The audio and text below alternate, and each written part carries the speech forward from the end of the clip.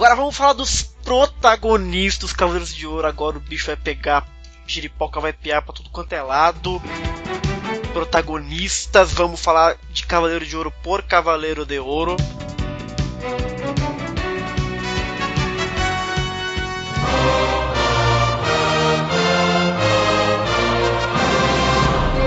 Começando com o nosso amigo Mudiares. Aí eu vou falar um pouquinho sobre o Mudiares, mas antes de falar do Mudiares eu vou falar algo que é um pouco comum a todos, assim. Porque pra mim, Soul of Gold tem 3 grupos de Cavaleiros de Ouro. Há os grupos de Cavaleiros de Ouro que do jeito que entrou, saiu. Há os Cavaleiros de Ouro que a história se dobrou, o roteiro se dobrou para que eles pudessem se desenvolver. E há aqueles em que o personagem se dobrou para desenvolver a história, né? Por um capricho do escritor e etc. E todos eles encontram 2 problemas, que eu vou falar logo de cara para não ficar falando um por um. O problema número 1 eu já expus antes, a gente já debateu bastante, que é o problema de por que não foram direto para Hades, a gente já debateu bastante isso. E o número 2, o problema número 2 que eu vejo é que todo mundo parece moleque, na verdade. Raras exceções feitas. Fora Saga, alguns outros, todo mundo parece muito mais jovem do que de fato deveria estar, mais ou menos. Posto isso, Brunão, o que é a sua introdução antes de falar deles? Agora é a hora do Bruno, fã enlouquecido de Sensei, falar. É mesmo? Finalmente. Você jura? Cadê o Teixeira, pô? Não, o Teixeira. Chama o Teixeira, tá Bruno. Escondido por enquanto, agora é de falar que eu tô enlouquecido. Como é bom ver uma série que toma os Cavaleiros de Ouro como protagonistas da história. Até então, assim, os Cavaleiros de Ouro sempre foram introduzidos como antagonistas ou não exatamente como protagonistas, né? Por exemplo, na saga das 12 Casas, eles eram antagonistas da história, né? Em Hades, eles tiveram a chance de aparecer, mas eles estavam mais um matando o outro. Aquela luta lá da turma do Canon contra a turma do Doku. Aqui eles estão aparecendo como protagonistas mesmo. O fascínio que eles exercem sobre os fãs é uma coisa sensacional, que a gente já falou em outros podcasts, né? Não tem como você não se identificar muito com o cavaleiro do seu signo, né? Pô, se você, por exemplo, do signo de Virgem ou de Gêmeos, bro, você pode se orgulhar do fato do Saga e do Shaka serem os considerados os cavaleiros de ouro mais fortes, assim. Se você for de Câncer ou de Peixes, pô, você pode respirar aliviado, assim, ou você pode dar um soco assim pro céu porque você viu finalmente os seus 2 personagens, os personagens da sua constelação redimidos em Soul of Gold, ou mesmo em The Lost Canvas. Se você é de Sagitário, então você viu pela primeira vez seu personagem fazendo alguma coisa na série, porque a gente viu pouquíssimo dele, né? Então, assim, é muito legal poder ver uma série assim transformando em protagonistas aqueles cavaleiros que a gente ama de paixão, mas que a gente nunca pôde ver assim de perto. Então, deixando um pouco o Teixeira um pouco de lado assim para dar um grito de felicidade do fã enlouquecido de Sensei, assim, uma nota antecipada assim é 10 milhões de sentidos. Que? Eu falo sério. Quebrou o decoro. Quebrou o decoro. Só não coloca isso, Xará, lá nas notas, por favor. Só tô dizendo assim, que como fã enlouquecido de Sensei que sou, já anteciparia a nota assim de 10 milhões de sentidos. Mas como tem que fazer a análise objetiva da coisa, eu vou fazer isso. Foi mas tomado o processo pro Teixeira agora. Só pra antecipar aqui, como foi legal poder É verdade. Poder ver esses personagens de novo. Aliás, eu quero ver mais. Eles têm que arrumar um jeito de voltar. De fazer eles voltarem e de desenvolver todos os outros que não foram desenvolvidos. Quero ver o passado de todos. Ih, rapaz, pronto. Não só do Camus.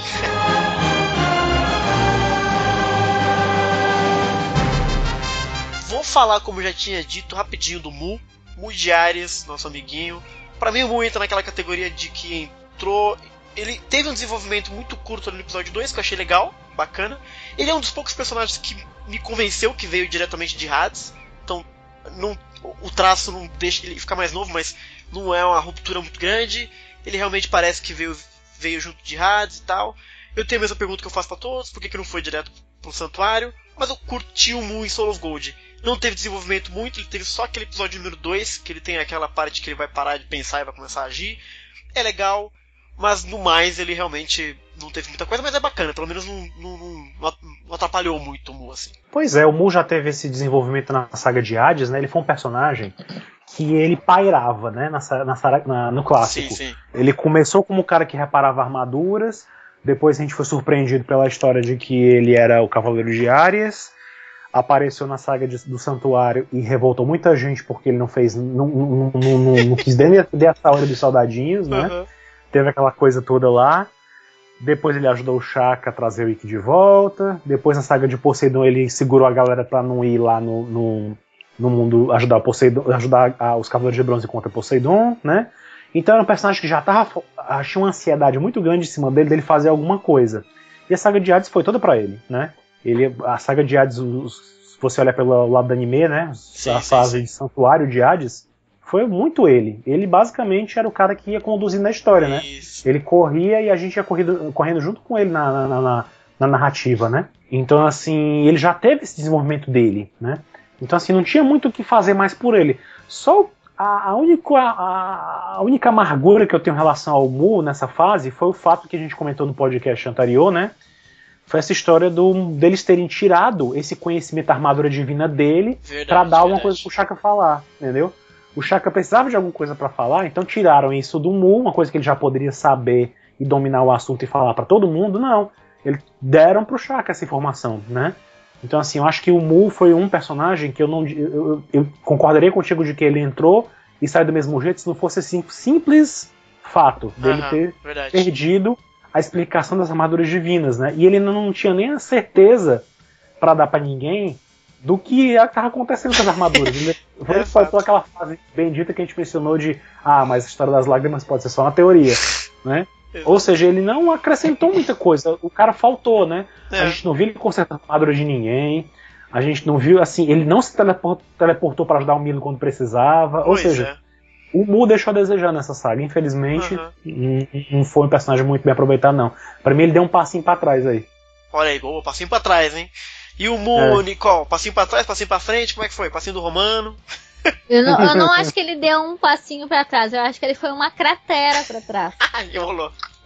Porque assim, é absurdo que o cara das armaduras não manje das armaduras. Ficou feio pra ele. É absurdo que o cara tenha passado 500 mil episódios só correndo.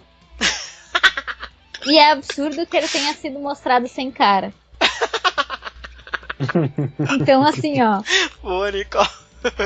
Sabe, tipo, eu acho que assim, eu levantei a bola e a Nicole deu uma cortada tremenda logo, Exato, né? cara. O que ele fez, bem dizer, em Soul of Gold foi só jogar a Lífia pra cima do Ayori. E falando isso E tudo bem, eu acho isso legalzinho, mas, né, por favor, né, o cara é um cavaleiro de ouro, ele tem mais coisas pra fazer, eu acho. Excelente.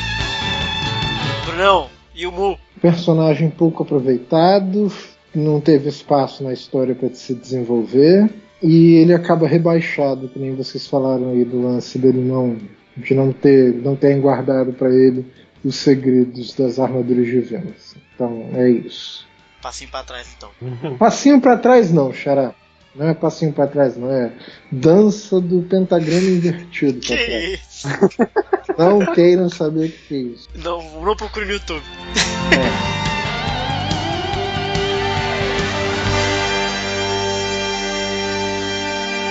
Nicole, começa você falando então dele. Aldebaran de Touro. Então. O Aldebaran. Acho que ele vai ser sempre um problema Quando usarem Cavaleiro de Ouro, vão fazer sempre a mesma coisa com o Aldebaran. Eu tenho essa impressão. Porque o Aldebaran é o cara que se doa, entendeu? Num sentido assim de que ele não tá muito preocupado com ele próprio, mas com que alguém consiga chegar até o final da coisa e fazer o que é necessário. Então, se ele precisa morrer no meio do caminho, tudo bem por ele, assim. Eu acho que ele é um cara que não é muito preocupado com isso desde que ele derrube o oponente que tá na frente dele, assim. Então, eu acho que isso sempre vai acontecer com ele.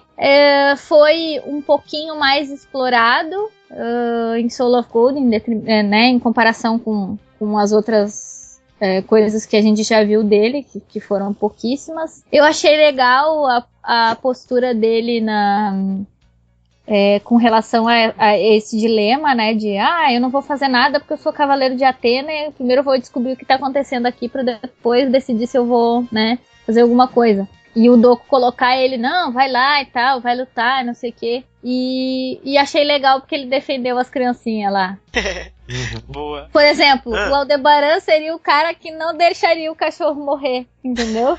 Porque ele é uma pessoa de bom coração. O Aldebaran é lindo. Então eu gosto dele, mas ele é pouco aproveitado, né? Fazer o quê? Mas assim, não achei ruim o que fizeram com ele em Soul of Gold. Claro que eu esperaria mais coisas, né? Depois que a gente viu o Afrodite e o Máscara da Morte serem resgatados, assim, dá um pouquinho de pena, porque não pensaram muito nele nesse sentido, né? Mas eu não me incomodo, assim, com ele, não. Eu acho um bom personagem. Exato, eu concordo com você. Eu acho que o Aldebaran é um personagem que dá pra você acreditar mais ou menos que ele veio da luta de Hades, assim. Faço a mesma pergunta que eu faço pra todos, por que não foi direto? Superado isso, eu acho que eu gosto do Aldebaran demais. É um daqueles personagens que a gente tinha muita sede de ver alguma coisa dele. E deram, de fato, Soul of Gold foi só algumas gotinhas e mesmo assim foi super legal. É aquele caso do personagem que eu acho que o roteiro deu uma desviada em favor do personagem, pra colocar ele na taverna tomando uma cachaça, falando com o Doku, sabe, dando um tapa na cara do Heracles. Então eu achei legal que o roteiro se sacrificou um pouquinho para que o Aldebaran crescesse. Então, e eu senti ele crescendo, eu sinto que o Aldebaran ele saiu de Soul of Gold maior do que ele saiu de Hades, por exemplo, maior do que os fãs consideravam ele antes. Você ter visto ele civil, de jaquetinha de couro, etc. Então o Aldebaran pra mim, passinho pra frente, Alan. Essa métrica nova, né, cara? Não, assim, eu nem sei. Sinceramente, eu não considerei muito o Aldebaran ter dado um passinho pra frente, não. Mas só dele não ter dado vexame pra mim já foi lucro. Entendeu? Só dele não ter sido morto de repente, assim, sabe? Assim, já foi uma coisa boa. Mas eu queria ter visto um pouco mais ainda dele, sabe? Assim, eu esperava, sei lá, que ele de repente fosse fazer uma coisa. Se que eu pensei que seria legal? Ver um Aldebaran descontrolado. Porque ele parece uma pessoa tão contida que eu acharia interessante se ele tivesse mostrado um Aldebaran perdendo o controle e usando toda a força que ele tem pra sair destruindo tudo, entendeu? Okay. Se naquela cena do Coliseu ele tivesse usado da força dele pra arrasar o Coliseu todinho e se arrependesse por isso e tal, seria até interessante ver esse outro lado dele, entendeu? O lado que, de repente, pra dar uma justificativa por a gente sempre ver ele, sabe? Até na primeira luta contra o Seiya e os Cavaleiros de Bronze, né, na Casa de Touro, a impressão que ficou foi essa, de que ele não deu todo o potencial deles, né? Exato. De que ele deliberadamente deixou eles passarem, realmente, assim, ele se deu por satisfeito com você cortar o chifre dele e com os outros ali congelar nos braços dele, né? Ele não fez mais muita coisa. Ele podia ter lutado mais, podia ter levado a luta a um outro nível e não quis levar, entendeu? E a gente não viu ele fazer isso, assim, o máximo que a gente vê ele se esforçar muito no mangá é com o Sorrento, né? Que ele chega ao ponto de se sacrificar para enfrentar o Sorrento. Mas não foi aquela coisa ainda que eu gostaria de ter visto. Eu gostaria de mostrar a força bruta dele, demolindo tudo, assim, mostrando o touro que deve ser, né? Uma coisa assim, bem como o Harbinger do Ômega é uma coisa assim, bem exagerada, né? Uma coisa assim, a ponto de ser cruel, né? Então, assim, eu acharia interessante se o Soul of Gold tivesse trabalhado um lado mais exagerado do Aldebaran. Então, pra mim, não houve muita evolução, não, assim, sabe? Então, só dele ter passado o vexame, pra mim já foi bom. E pra tu, Brunão, Aldebaran? Personagem pouco aproveitado e pouco desenvolvido. A diferença é que, ao invés dele ter sido diminuído, como que aconteceu com o Mu, isso não rolou com o Debus. Aproveita, Brunão, que você já tá aí. Fala dele. Saga de Remios. Pouco aproveitado e pouco desenvolvido também. Um pecado capital não terem mostrado mais coisas deles com o Aiolus. Ou mesmo com o Aiolia. Exato. Pecado absoluto. Então, pouco aproveitado, pouco desenvolvido. Alan, e o Saga? Pois é, e emendo aí o que o Brunão falou, faço minhas as palavras dele, emendo só dizendo que também queria ter visto o Canon, queria ter visto alguma coisa do Canon a mais. É absurdo não terem mostrado o Canon. Eu fiquei, das teorias que eu levantei foi que de repente os dois podiam estar ali no mesmo corpo e teria sido legal ter visto isso, entendeu? Porque foi o final que deram pra ele na saga de Hades, no muro.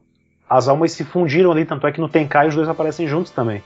E eles não fizeram isso, a gente só mostra a fantasia do Canon atrás do Saga. Foi muito pouco, entendeu? Assim, o Saga merecia mais, entendeu? Foi pouco aproveitado ele, realmente. Pois é. Eu também acho, o Saga, do jeito que entrou, saiu, e perdeu uma puta oportunidade, porque ele era a chance dele se pegar com a Aiolos, que é a coisa que a gente queria ver há 13 anos, se bobear literalmente. E é uma pena mesmo. Entrou, foi foda, mas fora isso, perdeu uma grande chance. Né, Nicole? Fala do Saga. Então. Então é ótimo. É aquela coisa que eu falo dos personagens intocáveis, entendeu? Por um lado, todo mundo quer ver eles. Por outro, ninguém quer ver nada diferente deles. Assim, as pessoas são muito resistentes, muito relutantes com o que se apresenta de novo a respeito do Aioros, do Saga e do Shaka. Então, assim, se tu faz uma coisa, tipo, que nem o Máscara da Morte, que era doidão e se regenerou, se tu faz isso com qualquer um desses 3 personagens, as pessoas ficam loucas. Pode ver por qualquer discussãozinha ridícula de fandom por aí. Então, assim, a questão é que, pra mim, faltou desenvolvimento do Saga. Não que ele tenha deixado a desejar, entendeu? Ele cumpriu o papel que deram pra ele na trama. O problema foi que eu queria ver ele brigando com Aioros, eu queria ver ele brigando com Aioria. Tipo, eu queria que os caras botassem as cartas na mesa e dissessem, olha, a gente tá aqui pra fazer isso aqui junto, mas eu te pego na saída, entendeu? Porque é problemático, tipo assim, o cara chega e mata teu irmão e tu vai conviver com ele numa boa? Complicado, entendeu? Eu acho que nesse sentido, assim, ele foi muito subaproveitado. Porque ele só chegou lá e fez o que era pra fazer e bola pra frente. Tipo, fora o que ele teve de conversa ali com o Sigmund, não teve quase nada, assim. Aquele único momento que mostrou ele conversando alguma coisa com a Aioros, as pessoas já ficaram loucas, assim. Então, por que não explorar mais isso, sabe? Eu achei, assim, o fim da picada. O fim da picada é ótimo. Porque, entendeu? Tava todo mundo esperando ver aquilo ali. Mas eu acho que eles ficaram com um pouco de medo de investir nisso e aí cair nesse outro ponto que as pessoas reclamam de tudo quando aparece alguma coisa de diferente desses personagens, entendeu? Só o fato deles terem colocado o Aioros na linha cronológica correta já foi uma grande coisa, mas em compensação eles não fizeram quase nada com o cara também. Então, assim, o fandom tem que se decidir, entendeu? Ou eles querem coisas novas ou eles não querem, porque daí os caras ficam reclamando de tudo que tentam fazer.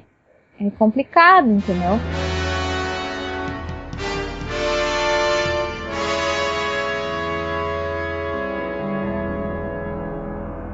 Vamos falar agora dele, o vencedor de Soul of Gold.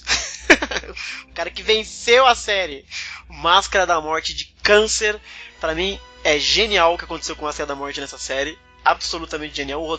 A história, o roteiro, os escritores simplesmente vamos desviar tudo e criar esse personagem maravilhoso. E foi foda. E eu sou um crítico, ainda sou crítico, não prefiro, mas eu ainda gosto muito do Máscara da Morte Darkseid. Ainda falo muito que é uma mudança conceitual, mas é muito bem feito em Soul of Gold.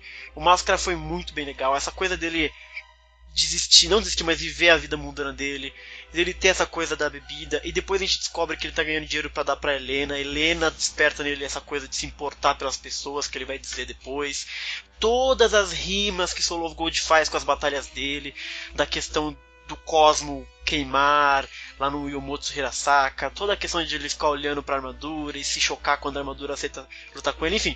O Máscara, pra mim, ele dos Cavaleiros de Ouro, ele venceu o Soul of Gold. Ele é o casal, né? Ele e o Afrodite, mas mais do que a Afrodite, o Máscara, pra mim, ele foi a grande surpresa, o grande deleite dos Cavaleiros de Ouro de ver. Eu queria ter visto até mais dele, se pudesse. E poderia ter visto até uma série que ele era protagonista, assim. Adorei Máscara da Morte, deu passos largos adiante. Eu gostei do Máscara, mas eu esperava que eles tivessem usado algum tempo da série pra mostrar, tipo, por que ele era daquele jeito no clássico. Porque daí faria mais sentido pra mim, entendeu? Tipo assim, se explicassem que ele teve, sei lá, qualquer treta absurda que daí fizesse ele ter perdido um pouco do controle lá no clássico e tal. E aí explicaria, tipo, por que ele tá ressurgindo como uma pessoa nova, tipo, que teve uma nova chance, enfim. Eu acho que só o fato dele estar numa sociedade que não o vê como o que ele era lá no clássico, não é suficiente para explicar essa transformação dele, entendeu?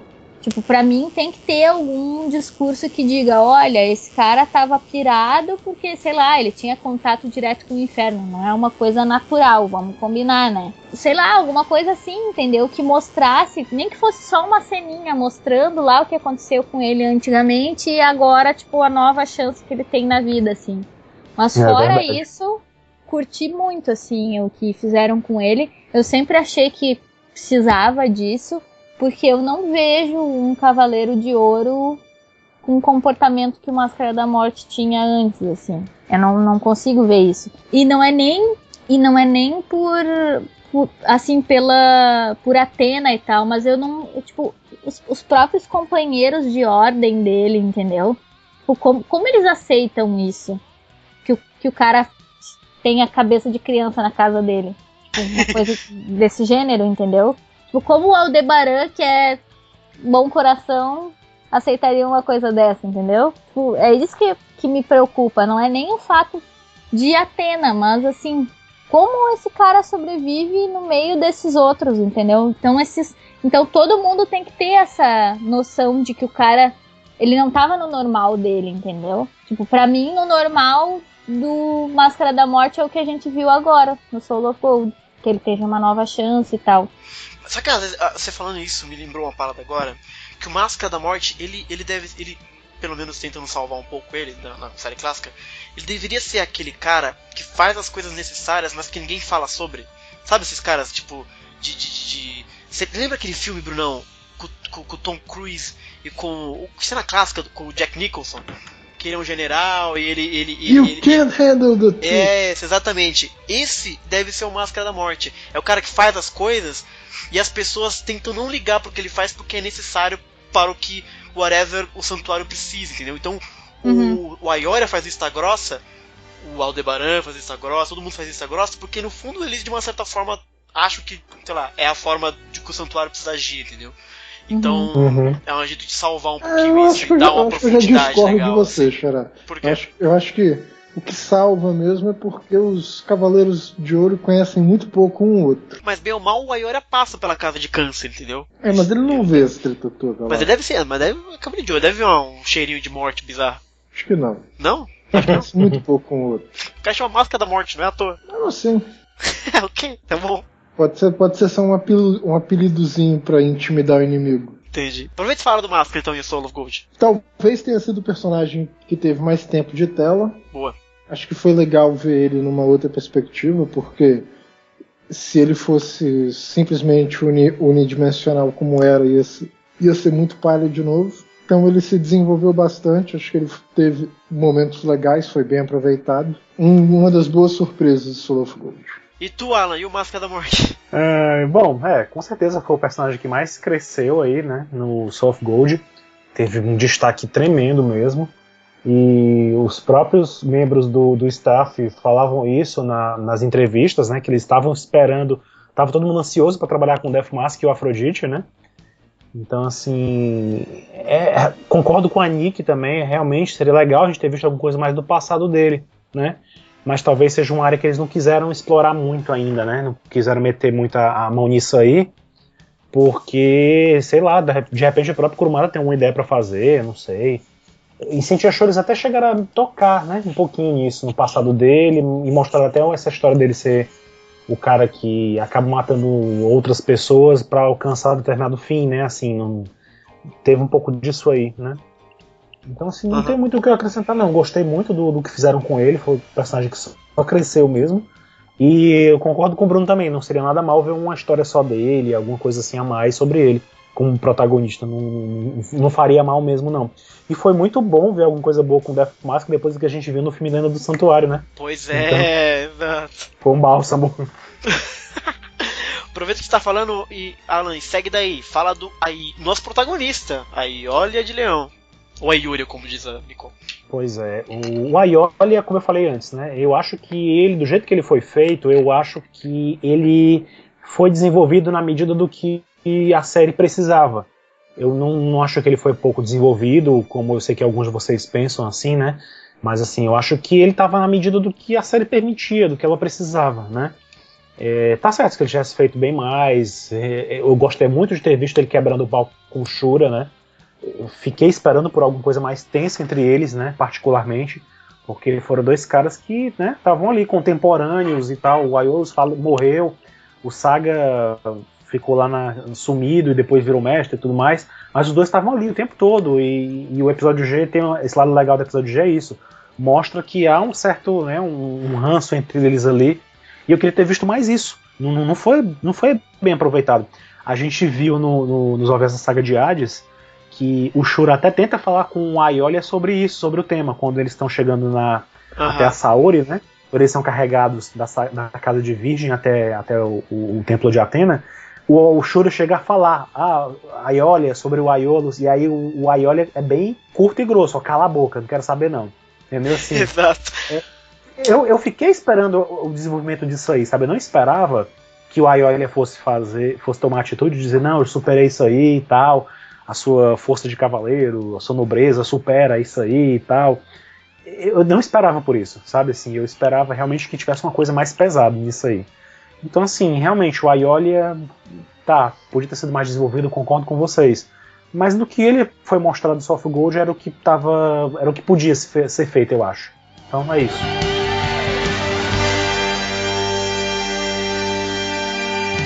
Pra mim o Aiolia é um daqueles casos que eu disse antes, que é um daqueles casos que parecia 10 anos mais novo na série. Parece, essa coisa de ele tá muito magrelo, ele tá muito jovem e tal. Pra mim deu uma rejuvenescida na forma como eu encarei ele, assim. Eu gostava muito do Aiolia clássico, aquela porra imponente, o cara foda, o exemplo e tal. E aqui ele parecia muito jovem, né? Parecia, quer dizer, ele tá sendo guiado por uma menina.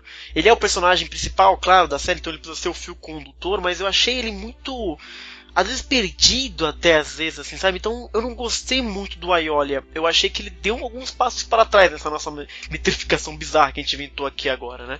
Houve uma tentativa de desenvolver um pouquinho do Aiolia naquela questão de seguir o coração com a Lífia, lá no episódio 4, quando ele não bate no Máscara da Morte, mas no final das contas, me parece que o Aiolia entrou de um jeito e saiu do mesmo jeito. Na verdade, ele entrou jovem e saiu mais jovem ainda, entendeu? Então, eu não sei, o Aiolia, ele não do ponto de vista da história, não atrapalhou nada. Mas a história pra ele também não... Ele saiu igual, assim, né? Ele saiu, na verdade, ele entrou jovem e saiu jovem. Pra mim essa é a definição do Aiolia.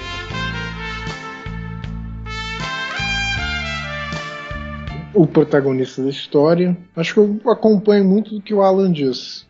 Eu, pessoalmente, não gosto tanto assim do desenvolvimento dele, porque, como o Alan, eu esperava uma treta mais brava do Aiolia com o Saga, do Aiolia com o Shura, que não rolou. Mas fora isso, nada muito a reclamar. E o Yuria, Nicole? Eu esperava treta, eu esperava quebra-pau, eu esperava o Aiolia igual ao clássico e não ganhei nada disso. Então, assim, eu achei ele como protagonista fraco. Uhum. Mas não porque ele fosse fraco antes. Eu acho que o personagem dele foi enfraquecido em Soul of Gold. Quando Soul of Gold começou, nas primeiras cenas que ele tá ali conversando com a Lífia, que ele diz, não vou me meter nesse assunto porque meu negócio é com a Athena. Pra mim, aquele ali é o Aiolia. Isso. Depois já vira outra coisa que eu não conheço.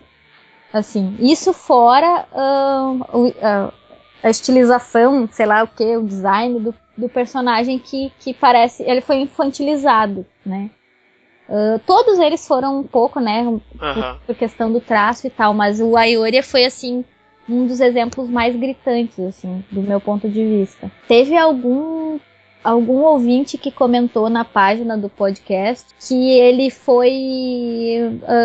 fizeram com ele o que é o Seiya, digamos assim.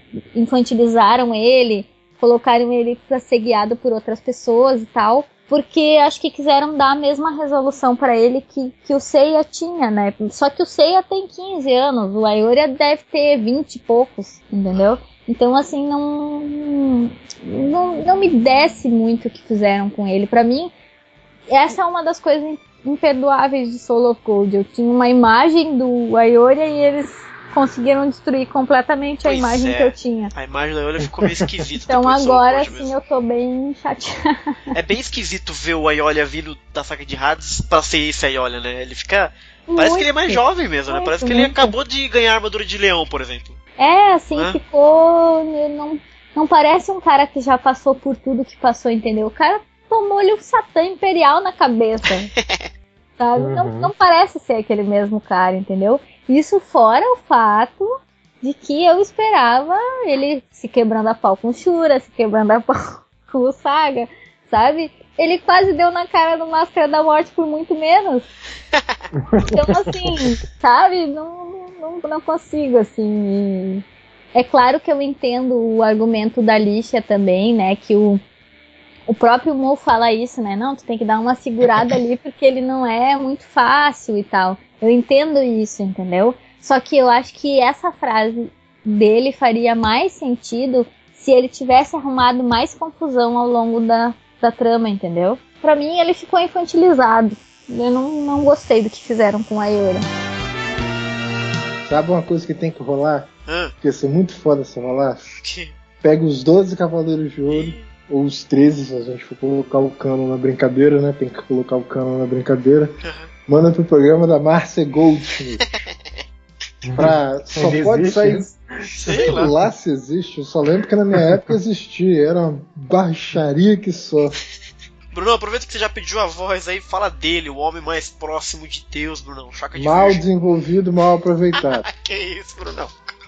Mas mal desenvolvido, mal aproveitado. Não descobrimos nada de novo sobre ele. Só a compaixão, né? Mas isso pra mim já era óbvio. Não era óbvio. Ele era cuzão. Agora eu lembrei, o Chaka era cuzão, Bruno. Que é isso? Cuzão porra nenhuma. Era arrogante pra caralho. Cara, trouxe o Wiki de volta. Vem com esse papo, não. Depois de ter sido encoxado pro Wiki. Mas é claro, pô.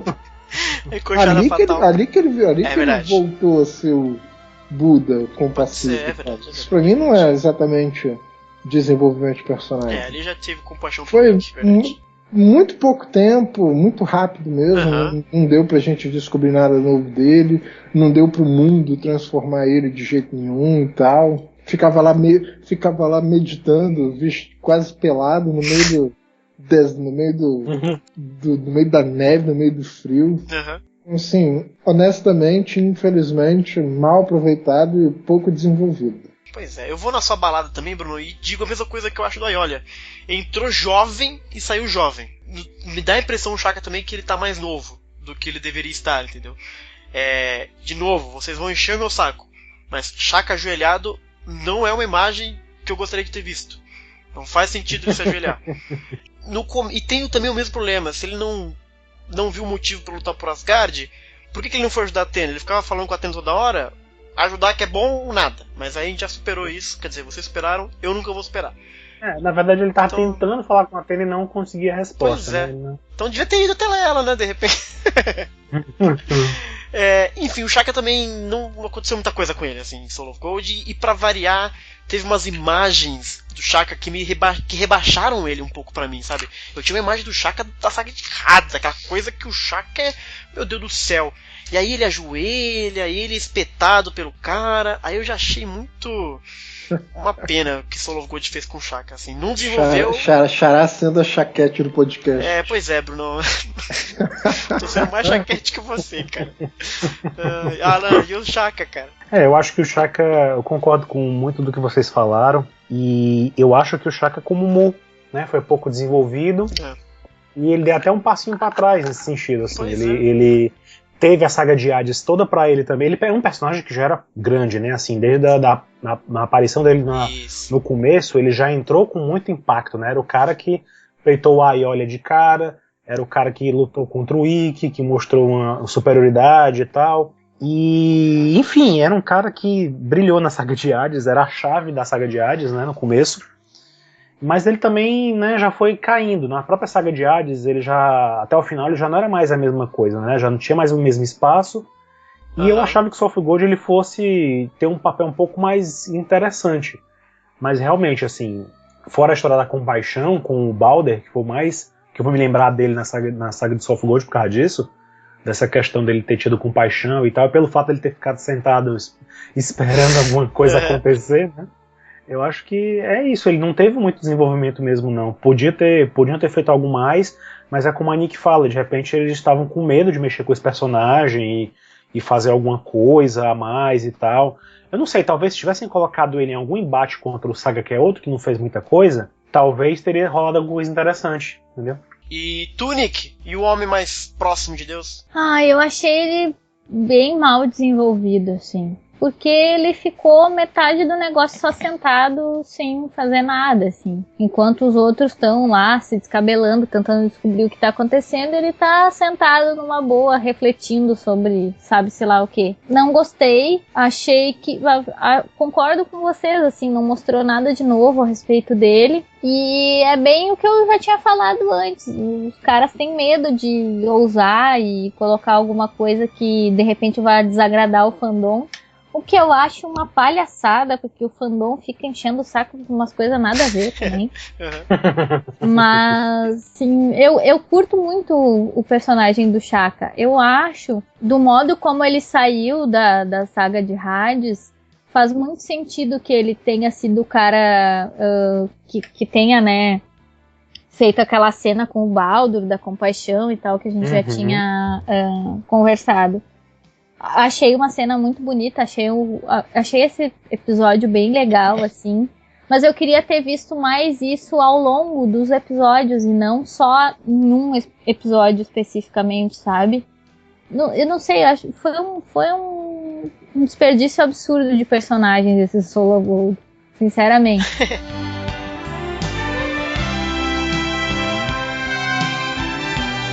Nick, e o Doku foi desperdiçado? Eu gostei de ver a parte zoeira do Doku.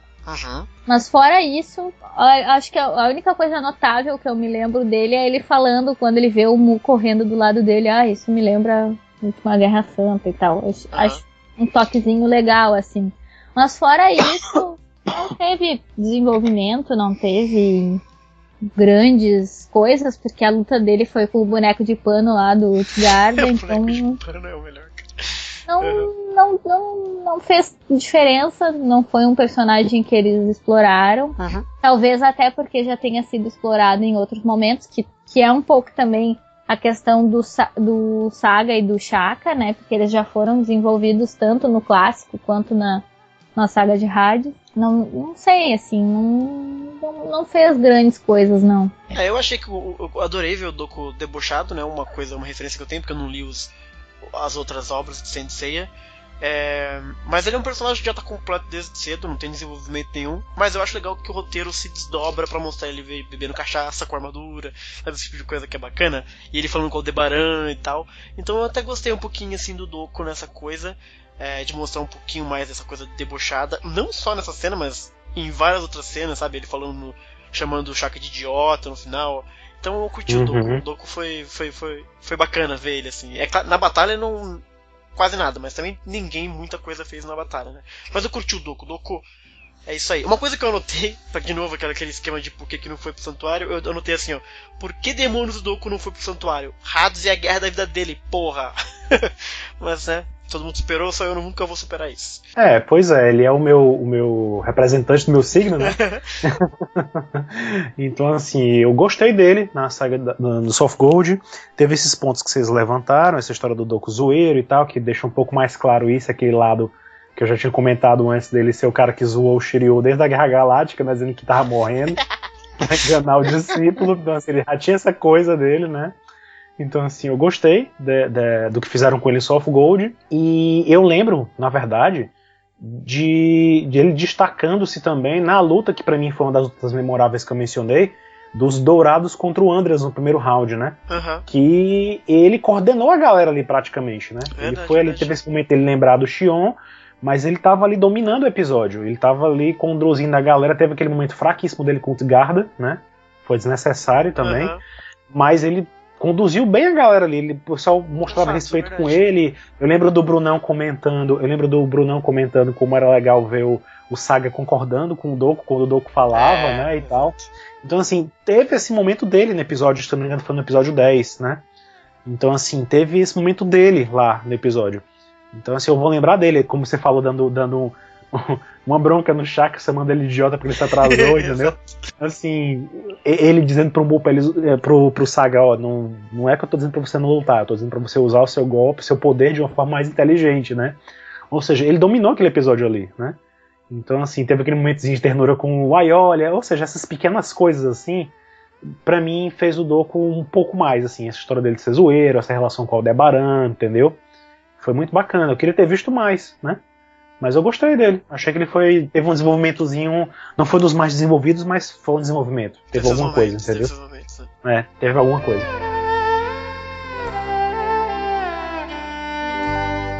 Pouco desenvolvido e aproveitado. Sofreu com o tamanho do Soul of Gold no fim das contas. Faltou tempo, faltou espaço. Ele e vários outros sofreram com isso. E o Miro, Brunão? Mesma coisa, pouco desenvolvido e aproveitado. Podiam ter, se vocês lembram, o Miro estrangulando o Camus lá na saga de Hades. Ele quer dizer, tinha treta para resolver, eles não quiseram explorar isso. Mas, enfim, pouco desenvolvido, pouco aproveitado, sofreu com falta de tempo para aparecer. E morreu de estafa, né? Então não dá, né? Ficou sinistro. Ficou sinistro pro lado dele. Alan, e o Milo de Escorpião? Eu concordo com tudo que o Brunão falou, assim. Realmente foi um personagem que não foi desenvolvido, né? Foi pouco aproveitado. Infelizmente podia ter feito mais, podia ter feito qualquer coisa com ele, né? Assim, ele só mostrou que ele é um sujeito impulsivo. Só mostrou isso, que ele é um cara que todo mundo mandou ele se aquietar, o Shaka falou com ele, o Saga falou com ele, Verdade. E o Mu falou com ele, não teve que segurar-se ele foi lá e morreu de estafa por causa disso. Exato. Essa da morte de estafa dele eu nem reclamo tanto porque ele procurou, entendeu? Ele foi lá, apesar da gente não ter tido essa noção ao longo dos meses que a gente foi assistindo, né?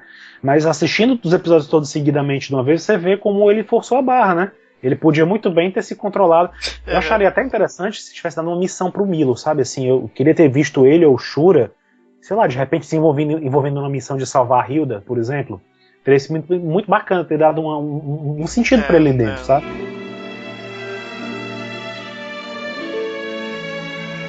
E o tal do Miro de Escorpião, Nick? Então, o Miro era o cara que estrangulou o Camus e que mandou as agulhas escarlates em cima do Canon pra saber aonde residia a lealdade dos caras, pra vocês terem uma ideia. Então, se tem alguém que entende de treta, esse alguém é o Miro. De treta, tá? Porque, assim, o cara me parece ser um dos poucos, e provavelmente isso é devido à impulsividade dele, parece ser um dos poucos que estão realmente preocupados em, tipo assim, e se esse cara mudar de ideia de novo? E se esse cara ir pro lado negro da força de novo? Sabe? Eu não sei isso, não sei se isso vai acontecer ou não. Então, assim, como ele é desconfiado, pra mim ele é o cara mais propenso a fazer a treta que a gente queria ver em Soul of Gold. Por exemplo, aparece lá o Saga. Não vou lutar do teu lado. Por que tu não vai lutar do meu lado? Bom, porque primeiro tu tentou matar a Athena, pra começo de conversa. Segundo, porque agora há pouco tu tava do lado contrário. E tava guiando o meu amigo pro lado contrário também, que eu quase esguelei ele. Não sei se vocês lembram. Então, assim, pra mim ele era o cara que tava pronto pra fazer a parada ferver ali, entendeu? E a gente não viu nada disso. Tudo bem, eu entendo. Tipo, é como eu sempre falei, ele foi muito coerente com o que a gente sempre viu dele. Ele é o cara impulsivo que vai lá, que faz o que dá na telha, etc e tal. Nesse ponto eu achei muito bacana, assim. Mas pra mim faltou essa parte da treta, entendeu? Pra mim não é lógico que ele aceite, assim, numa boa, simplesmente lutar do lado dos caras que fizeram a merda acontecer no santuário antes, entendeu?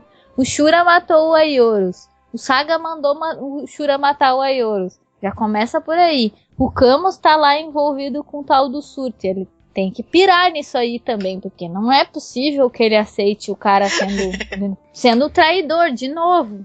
Entendeu? Nesse ponto a gente viu um pouquinho, mas ainda assim faltou, sabe? E pra somar isso que a Nick tá falando, pô, lembrem do que o Milo fez com o Canon, pô.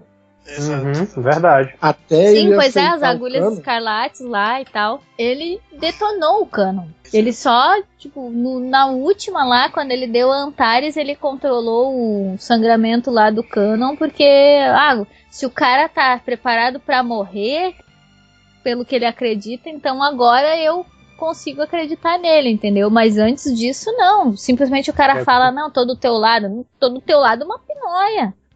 Exato, pode crer, é bem isso que ele fala, cara. Entendeu? Uhum. E, tipo, pra mim, faltou isso da parte dele, assim, sabe? Apesar de ter aparecido um pouco com essa parte do Camus e tal, ainda assim faltou com relação aos outros personagens. Porque, por exemplo, o Saga chega e defende ele lá dos Guerreiros Deuses e do Camus. Mas assim, corta pra outra cena, ele já podia estar em cima do Saga já. Entendeu? Uhum. Porque foda-se que ele me salvou agora. Nós temos outra treta pra resolver que não tem nada a ver com isso. Exato, né? Entendeu? Uhum. Bem ou mal, era o Saga que tava segurando a adaga com que a Athena se matou. E aí? Ai, tudo bem, mas tinha... Não! Exato. Foda-se, entendeu? Uhum. Por que tu não me contou isso antes? É o tipo de argumento que eu acho que ele usaria, entendeu? Eu também acho. E fora a questão do próprio santuário mesmo, porque no santuário o Saga tava piradaço. E aí? Quem garante que ele não vai ficar pirado de novo? Uhum. Entendeu? Então eu acho assim que tem milhares de tretas pra resolver e Olha. E o Miro seria o cara que poderia ser o instigador ali dessas dúvidas entre os companheiros, assim. Porque ele é o cara naturalmente desconfiado, né? Então, acho que faltou um pouco disso, assim. Mas eu gosto dele ser impulsivo e tal. O que eu não gostei foi que, tipo, ele morreu muito rápido e sem fazer nada, assim, na série, entendeu? Isso me incomodou. Concordo muito, assim, o Miro... a gente brinca bastante do quanto eu gosto do Camus, etc. Eu gosto bastante, muito, muito mesmo do Camus. Mas eu também gosto muito do Miro. E não é por nada, ele é o do meu signo. Então eu sempre gostei muito do Miro também. E eu sempre fico muito... sabe, eu adoro a cena dele com o Yoga, sabe? Essa coisa de que ele faz o bicho sofrer que nem um coitado. Mas no final ele compreende que ele tá do lado bem. Então ele é esse personagem que ao mesmo tempo ele é muito... não cruel, mas ele segue mesmo a coisa até acreditar na parada, mas ele não tem problema em mudar de ideia, por exemplo, que eu acho muito bacana do Miro, essa coisa da impulsividade, dele ser um cara, até de certa forma, um pouco mais sensato nessa confraria de retardados dos Cavaleiros de Ouro. Ele é o cara que, sabe, que faz as perguntas, que fica louco da vida, etc, enforca os outros. Eu gosto muito do Miro. E por isso que eu acho uma sacanagem que o Soul of Gold fez com o Miro. A Nick fala que ele foi impulsivo, etc. Eu concordo, ele foi impulsivo, mas pra mim existe uma linha entre impulsividade e você ser burro. E Soul of Gold, ele foi burro. E eu acho que Miro é um daqueles casos dos Cavaleiros de Ouro em que ele foi completamente utilizado pelo roteiro. O roteiro queria fazer uma morte pro Mu chorar, ou pra gente chorar também. Aí foi pegando lá o catálogo de Cavaleiro de Ouro, quem podia, vamos usar o Miro. Aí pronto, botaram o Miro e basicamente é isso. Ele não ouve ninguém, Cavaleiro do Foda-se, é outro que parece que tem 15 anos de idade, em vez de ter o que deveria ter. Parece muito jovem, muito inexperiente. E aí, puta, saiu queimadaço de Soul of Gold pra mim, infelizmente. Que é um personagem que eu amo, é o do meu signo, tem a armadura mais linda do mundo. E saiu esse moleque inexperiente, um absurdo. Foi o que mais se dobrou por causa do roteiro.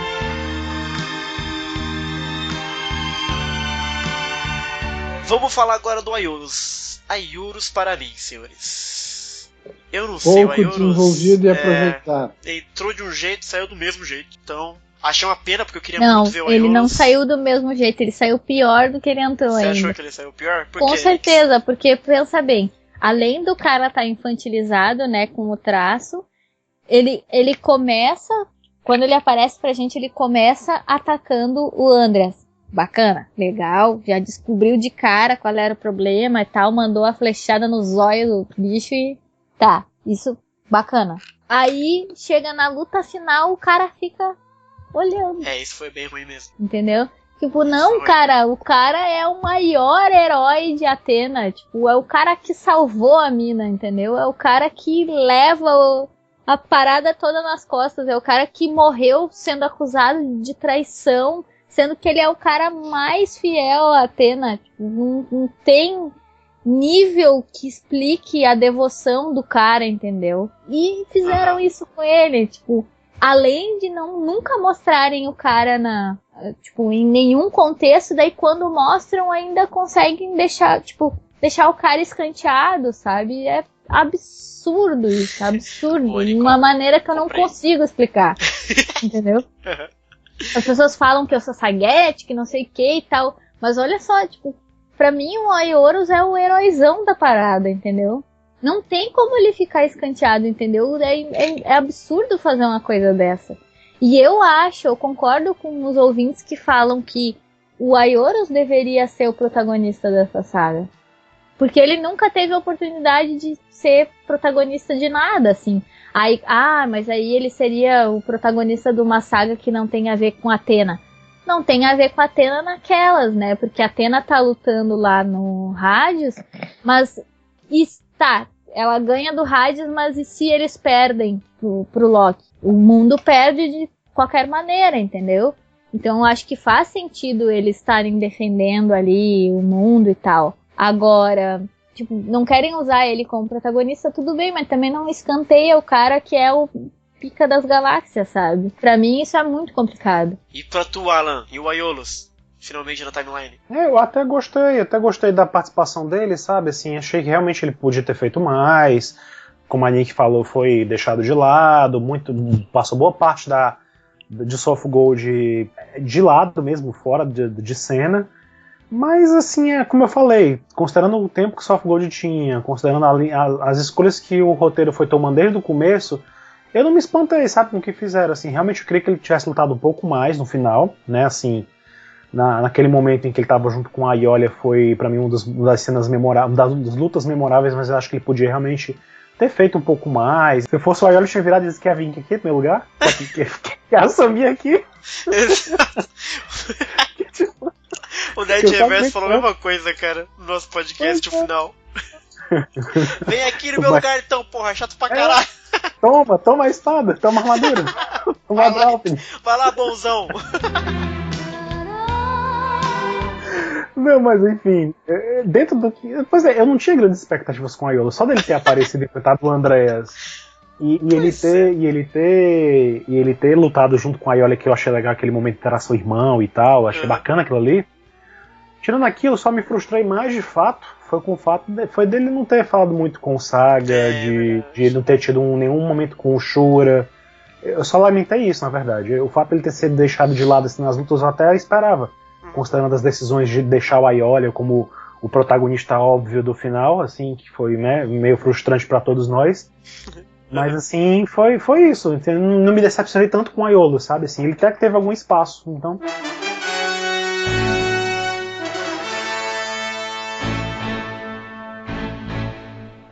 E o Shura? Mesma coisa. Mesma coisa. Pouco desenvolvido e aproveitado aquele negócio. Mas gente, a gente teve o Shurinha. Não tem problema. Shurinha, adorei Shurinha. Não foi grande coisa. Não foi grande coisa também, Chorar. Foi muito rapidinho. E honestamente, assim, aquela treta dele com a Ioria era pra ter sido muito mais brava. Verdade. Era pra ter sido muito mais pesado. O que é aquilo? Mas eu achei retcon legal, bonitinho, assim. É uma parada que a gente não sabia. Não, foi. Ele olhar pro Aioria, pro Aiorinha, sabe? Achei bonito isso. Foi. Legal, achei bacana. Acho que o roteiro deu uma metida nele, se desviou um pouquinho pra mostrar uma cena bacana. Inserir uma cena em Sensei que eu acho que é legal, que vai viver pra sempre, sabe? Que é o Shurin olhando pro Aiorinho. Eu achei uma cena super forte, bem legal. Foi legal, mas sei lá, acho que eu esperava mais também. Eu esperava já tomando a fala pra mim. É verdade. O Shura tá naquela trinca, né? Não tem nem o que comentar também, como eu falei, eu queria que ele assim como o Milo, tivesse uma missão específica em Soft Gold, entendeu? Ficou estranho, não ficou estranho, assim, o que é que ele ficou fazendo esse tempo todinho? Sim. Ele só apareceu de repente no perna de Fibu, e aí, o que ele tava fazendo? Entendeu? Faltou isso aí. Se ele tivesse feito alguma outra coisa qualquer, tivesse dado uma missão pra ele, ele tivesse ido resgatar a Hilda, sei lá, ou tivesse ido encontrar o Aiolo, os Anjos, ou brigado com o Saga em algum momento, eu não sei. Podia ter feito qualquer coisa com ele lá, ele ficou estranho. Ele ficou mais solto deles ali todos, na verdade, né? Pelo menos o Mu, a Nick reclamava muito, mas eu acho que pelo menos o Mu foi mostrado correndo, fazendo alguma coisa. E o Shura? Nada. Ele apareceu de repente e ficou ali, entendeu? Apareceu de repente, morreu de repente? Pois é, teve aquele flashback dele com o Camus na saga de Hades e não saiu muito daquilo, entendeu? Eu esperava um pouco mais dele. Assim, foi outro que não decresceu, mas também entrou como Aldebaran, entrou como saiu, assim, fez muito... Exato. E tu, Nicole, você falou do Shura? Não falei do Shura ainda, mas ele foi pouco desenvolvido também. Eu gostei do Shurinha, achei legal. Só que, pra mim, o que faltou foi ele e o Aioria se quebrando na porrada. Entendi. Porque não tem como... Desculpa, se tu vier aqui matar a minha irmã, eu vou te quebrar na porrada. É isso que vai acontecer. Exato. Entendeu? É assim que funciona na minha cabeça. Sabe? Não tem como passar batido, assim. Até porque eles não tiveram momento pra tratar desse assunto. Entendeu? Foi só aquilo ali em Hades. O pessoal, né... Chegou lá, brigou e tal, eles acabaram tudo fodido lá, mas depois teve o Muro das Lamentações e ali eles não tinham como fazer nada, assim, e aí naquele ponto eu entendo, assim, a gente tem uma coisa pra fazer especificamente, que não vai dar pra fazer separado, então a gente aceita trabalhar em equipe, digamos assim, mas passado aquilo ali, tu tem os teus próprios dramas e tal, e aí tu não tem um argumento tão forte que te leve a, sabe, a simplesmente deixar pra lá. Eu acho que tinha que ter, só o fato deles terem mostrado isso no Inverno de Fimbul já é significativo de que existe uma treta ali pra resolver, entendeu? Então por que não aproveitar isso?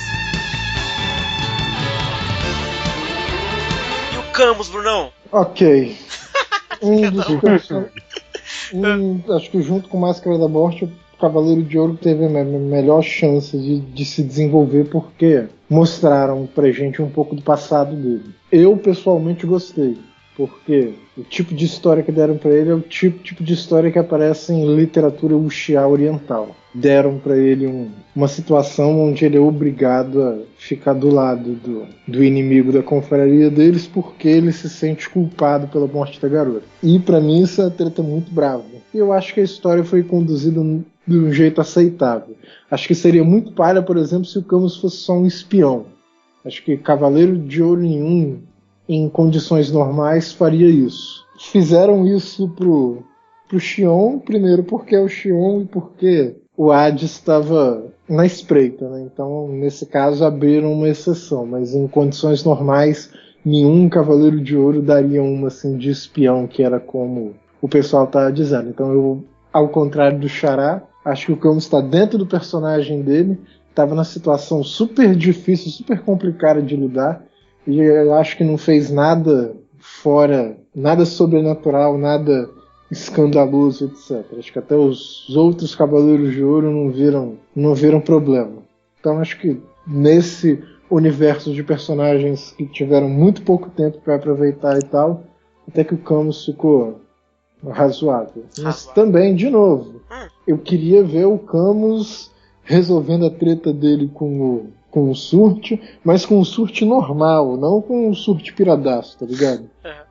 Surt surtada. Não com o Surt surtadaço, tá ligado? Queria ver a parada chegando a uma conclusão, seja o Surt perdoando o cara, seja o Surt não perdoando o cara, e eles tendo a luta de vida ou morte lá e tal, mas isso sem o cara tá louco, possuído pela Safira de Odin. Queria ver a coisa começando humana e terminando humana. Acaba que não rola porque pouco tempo e tal, etc, etc. Mas de 12 protagonistas assim, ele foi o segundo que teve melhor desenvolvimento. Boa. Só perde pro Máscara da Morte. E pra tu, Alan, e o Camus de Aquário? Esse lindo. Pois é, ele pelo menos teve esse desenvolvimento, né? Eu não sei, também não gostei muito da forma como foi executada, né? Eu até entendo, como o Brunão falou, eu entendo as razões dele, eu achei justificado, né? O que ele fez, apesar de que quando eu li depois nos comentários do booklet, que eles basicamente pensaram em colocar o Camus na posição que ele colocou, porque ele simplesmente era o Cavaleiro do Gelo, e assim, se o Cavaleiro do Gelo pode ficar muito bem do lado de Asgard, entendeu? Foi um raciocínio meio estapafúrdio. Assim, claro, eles desenvolveram um negócio em cima disso aí, mas começou com isso, entendeu? Aí eu fico pensando que não pensaram muito sobre isso, não. Então, assim, eu entendo eu entendo pro personagem ele sentir essa dor, essa coisa esse compromisso, essa responsabilidade, essa coisa. Eu entendo, tudo isso eu entendo. Mas realmente eu esperava um pouco diferente a coisa, sendo mostrada um pouco diferente. Acho que o Brunão sintetizou bem o que poderia ter sido. Exato. Eu não vou ser o último a dizer para não disserem que eu fiquei com a última palavra, então vou deixar a Nicole para falar por último. Mas o que o Alan acabou de falar para mim é a última facada no caixão, sei lá, se é que existe esse provérbio. Mas pra mim o Camus tá naquele grupo de cavaleiros que eu disse antes, em que ele foi sacrificado em prol do capricho do roteirista, basicamente, né? E o que melhor define pra mim é essa questão do livreto, né? Então o Camus, ele é o cara que o roteirista queria alguém pra colocar do lado do mal, e como Asgard neva tem gelo, o Camus usa gelo, tá ótimo, excelente. Que é pra usar um tropo, um clichê, vamos dizer assim, de Sensei, que é muito comum, né? Que é o bom, teoricamente, protagonista do lado do mal, né? A gente tem o Ikki no começo, a gente tem o Eden no Ômega, que é muito foda, a gente tem os Renegados em Hades, até de algum modinho você tem o Isaac, o Yoga no filme, que é a parada que Sensei sempre faz, né? Mas escreve bem, assim, né? E no caso do Camus, eu tentei rever a série tentando achar por onde, e pra todo tipo de salvamento que eu tentava, aí eu encontrava um problema. Então é um caso patológico, dificílimo do Camus em Soul of Gold. É daqueles personagens que eu acho que ele tá muito mais novo. Parece que é uma aventura que ele acabou de ganhar a armadura dele. E faria sentido se tudo isso tivesse acontecido para o Camus antes dele ser mestre do Yoga, por exemplo. Que seria muito interessante. Até acho que foi algo parecido que aconteceu. Eu gosto da ideia de que ele seja responsável pela morte de alguém. Acho que o flashback é muito mal feito. Infelizmente poderia ter sido feito melhor. Acho sim que o Camus poderia ter feito uma promessa no passado, mas infelizmente eu acho que é muito problemático. Tem 1 milhão de problemas. Para os ouvintes eu vou dar o documento com todas as minhas anotações, pra vocês verem todos os problemas que eu elenquei do Camus. Eu não vou ficar aqui falando que tem muita coisa, mas é aquela coisa, o Eden ele é feito de uma forma que ele é muito bem feito, que ele é muito tridimensional. É claro que tem muitos mais episódios pra gente ver os dilemas que ele tem, tá do lado que ele tá, a forma como ele se preocupa pela área e tem a coesão da aceitação dos pais. Então ele é um personagem muito perfeito e foi muito difícil ver esse dilema do Camus, sabe? E se a gente pensar, eu pensei sobre isso, por exemplo, o Aldebaran, por exemplo, no começo, ele tem aquela coisa de que ele só se move pela coisa de Atene, etc. E é muito sintomático que o Camus ele batalha em Asgard, não é por Atena, não é pelos amigos, é por ele próprio, basicamente. Então ele tá usando a armadura de ouro por um objetivo próprio. Isso é muito bizarro. Não, Xará, eu discordo de você, pô. O cara tá lutando pelo amigo dele ali, pô. Mas é o objetivo dele. Mas ele poderia lutar. O Bruno tem razão. Mas ele não usaria a armadura. Pessoal dele. Pois é. É um duelo particular dele. Mas mesmo assim, sendo pessoal ou não, bicho, então, ele pode fazer, Brunão. Ele pode fazer. Agora ele não deveria usar a armadura. Ele deveria estar civil. Aí seria legal, entendeu? Exatamente. Agora, a Marina no fim do prólogo, no prólogo do céu, eles usam essa desculpa. A Marina usa armadura no prólogo porque ela não tá numa missão de Atena, ela tá procurando o irmão dela. Exato. Faz sentido o que o Bruno falou. E é muito sintomático que aquela batalha do Camus, ela é um duelo particular. Ele é um objetivo próprio. Então ele não deveria nem estar usando a armadura. Então há muitos problemas. Eu vou dar o documentário com todas as coisas que eu coloquei. O Camus, infelizmente, ele deu passos muito para trás, na minha opinião. Que na verdade não é nem para trás, é muito mais. Ele parece ser muito mais jovem do que ele estava em Hades e no Santuário. Que é uma coisa que tem o Miro também tem, que o Ayora também tem. Mas enfim, e é uma pena que seja o meu personagem preferido. Mas eu concordo com o Brunão que ele é o que tenha mais desenvolvimento. Uma pena que o desenvolvimento seja, na minha opinião, equivocado por tudo isso que eu já explanei aqui. Vai, Nicole, fala do Camus, o homem mais lindo do mundo. Então, eu tinha uma impressão do Camus quando eu vi de primeira o Soul of Gold. Porque eu fiquei um pouco chocada, assim, com a abordagem que deram pra ele. Porque pra mim era muito gritante a diferença entre o que foi mostrado do clássico e o que foi mostrado em Soul of Gold. Só que depois de ver de novo e até ouvindo as opiniões de vocês e tal, eu fiquei com dois corações. Porque por um lado, tem aquela coisa que eu falei do fandom e dos personagens intocáveis. Porque assim, se eu tô levando isso à risca, eu também não posso ser xiita e não querer que mexam na personalidade do Camus. Então assim, por um lado eu acho que faz sentido ele ter tido esse desenvolvimento e ter tido essa culpa e enfim. E, a bem da verdade, foi um dos personagens mais desenvolvidos ao longo da trama. Por outro lado, eu ainda fico com a impressão de que precisaria ter mostrado no próprio Soul of Gold mesmo, precisaria ter mostrado alguma cena dele em algum outro momento da série, que não propriamente Soul of Gold, ele desenvolvendo toda essa amargura e essa culpa por ter matado a irmã do amigo. Como ficou muito restrito a Soul of Gold, acho que é isso que me deu o maior baque, assim. Mas de modo geral, assim, depois que eu pesei todas essas questões e avaliando tudo o que aconteceu com os outros personagens, ou melhor, o que não aconteceu e a gente esperava acontecer, eu acho que no final das contas foi bom terem feito alguma coisa com ele pra justamente tirar essa banca do cara frio e tal. Porque, pelo que eu entendi, o cara é tão emotivo quanto qualquer outra pessoa. É só que ele não demonstra isso como as outras pessoas. Então, acho que ficou no balanço geral, acho que ficou adequado justamente por causa disso, para tirar essa banca. Talvez tenha sido muito de supetão, mas acho que resolveu esse problema dele ser considerado sempre um personagem frio. E talvez não fosse esse o caso desde lá do começo. E acho que agora eles meio que conseguiram resolver isso. Não sei.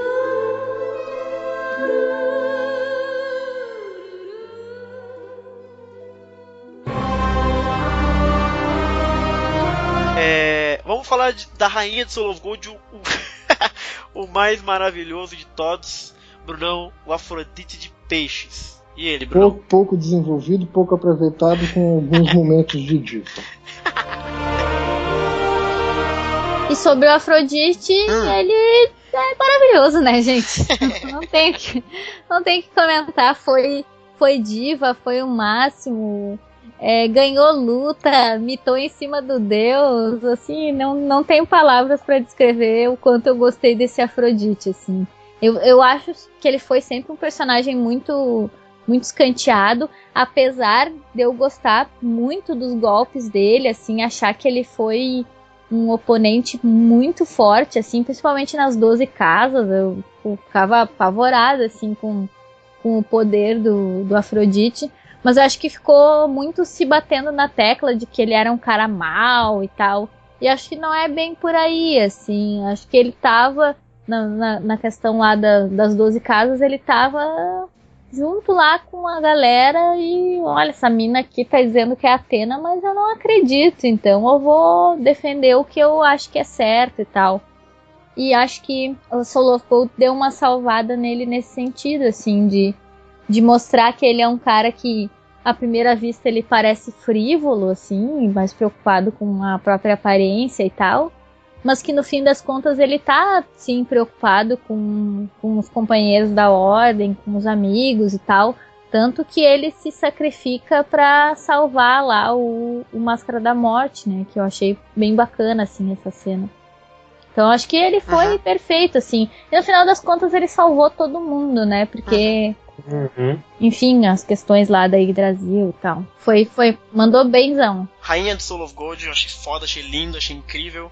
A história dele lutar contra o Fafnir, toda a técnica que ele usa de ouvir as plantas, de usar a flor pra chegar no centro nervoso do cara pra escutar as verdades, isso é muito foda. E o final ele imitando, protegendo todo mundo na Yggdrasil. Enfim, Afrodite pra mim saiu elevado de Soul of Gold, Brunão. Pra mim, pouco desenvolvido, pouco aproveitado, mas teve alguns momentos de diva para redimir o personagem dele. Eu acho que ainda precisa ser feito com Afrodite o que foi feito com Máscara da Morte. Boa mesmo. E tu, Alan? Pois é, eu concordo com, assim, vou com a Nick, com o Brunão, também acho que eles, de repente o Afrodite tinha tanta expectativa que fizessem alguma coisa legal com ele, que o que fizeram foi muito bem aceito, né? Foi muito bem recebido. Então, assim, ele foi muito pouco aproveitado, mas o que fizeram com ele foi muito bem feito, né? O que fizeram com ele, assim, eles aproveitaram muito bem, e talvez seja isso, assim, ele era um candidato também a, de repente, ter uma história própria, e desenvolver melhor e tal. Enfim, eu acho que foi legal, gostei do que eu vi dele, mas podia ter ido mais ainda, podia ter mais coisa legal ainda em cima disso. Então vai, Brunão, dá uma nota de 0 a 8 sentidos para todos os Cavaleiros de Ouro que a gente conversou aqui, os protagonistas. Nota 5. Nota 5, Brunão deu 5. Na verdade não, 5 é muito bonzinho. Ih, rapaz. Convenhamos, Xará, foram 2 personagens que tiveram bastante desenvolvidos, o Aioria e o resto. Concordo. Então, nota 4. Nota 4 para os dourados de Soul of Gold. Alan, e tu? Não, eu acho que eu vou ser bonzinho, eu dou uns 5 sentidos. 5 sentidos. Dou 5 sentidos, acho que por tudo que a gente falou, no geral, apesar das faltas, assim, das carências que a gente sentiu de desenvolvimento, eu acho que ainda assim o que conseguiram desenvolver foi legal, assim, deu pra divertir no geral, então é isso, 5. E tu, Nicole? Acho que eu vou dar 5 também. 5 sentidos para os dourados. Eu vou dar 5 também. 5 sentidos, achei que tiveram alguns que complicou a parada, mas no geral ou não atrapalhou ou teve coisas muito bacanas. O que me entristece é que a minha nota de protagonista é menor do que a dos Asgardianos, que é o mesmo caso do Bruno. É um pouco triste. É mesmo. Só foi a mesma mesmo. Isso.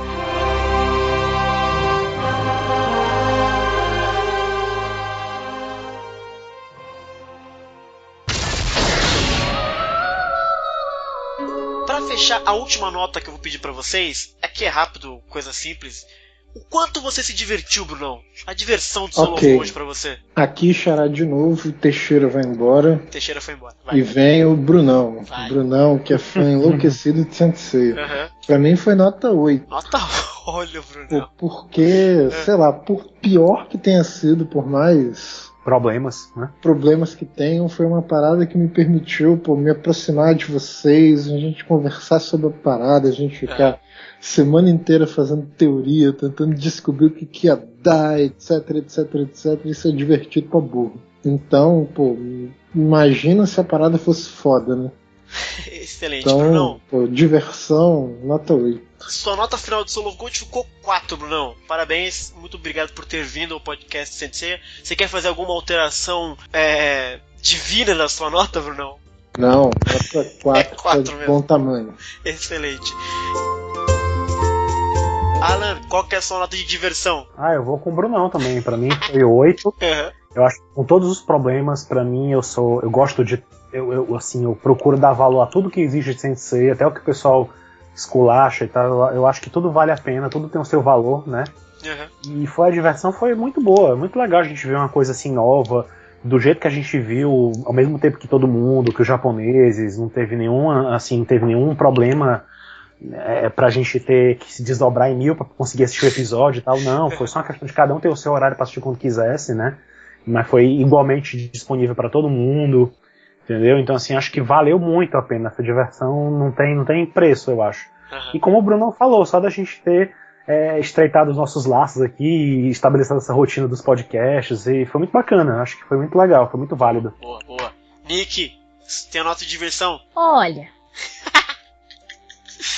sendo bem sincera, eu vou dar um 7. 7 sentidos pra Nicole. Porque, assim... Teve alguns episódios que me deixaram muito assim, tipo, nossa, isso é muito bom e tal, até o próprio fato de serem Cavaleiros de Ouro, mas teve alguns episódios que me deixaram assim muito frustrada depois de assistir, e daí chegava na próxima semana e não queria nem ver, assim, porque eu tava muito frustrada com o episódio anterior.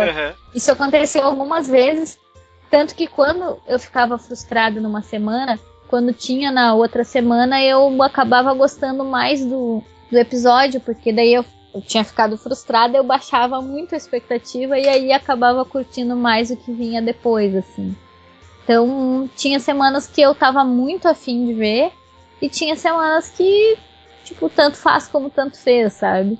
Mas concordo com o Bruno, assim, foi bem bacana ter feito podcast de episódio por episódio. Foi bem bacana ter conversado com você sobre isso, assim. Então, com os ouvintes também, que o pessoal acabou compartilhando muita coisa, comentando muita coisa. Foi bacana ficar teorizando e tal.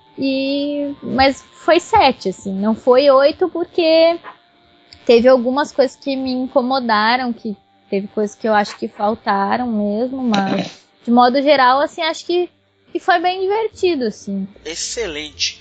O meu assistir de Solo World também foi super divertido, então eu vou dar 7 sentidos igual a Nick. Teve alguns episódios que me deixavam meio cabreiro, mas no geral foi super divertido acompanhar Soul of Gold pela primeira vez, sabe, em sintonia com o Japão, essa coisa do streaming e tal.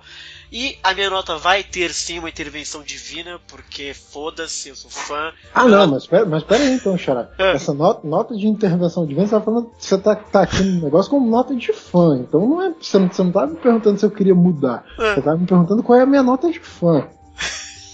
É isso que você queria me perguntar, não é? Essa intervenção divina, porque a minha vai ter intervenção divina. Então, por favor. Eu não entendi no que é essa intervenção divina ainda, não entendo, não. A minha intervenção divina é assim, ó, minha nota final ficou 4.3, essa é a nota científica. Agora, pelos podcasts vai ganhar um ponto a mais, pelo Afrodite Máscara da Morte vai ter um ponto a mais. Agora, por ter, sei lá, acompanhado as coisas, foi lindo demais. Pra mim, Soul of Gold é 8 sentidos, gente, tô nem aí. Não, mas aí você tá perguntando... Dig. É porque, tipo assim, Alan, quando o Xará tava perguntando assim, se você quer fazer alguma alteração de ver na nota, ele tava perguntando qual é a sua nota como fã.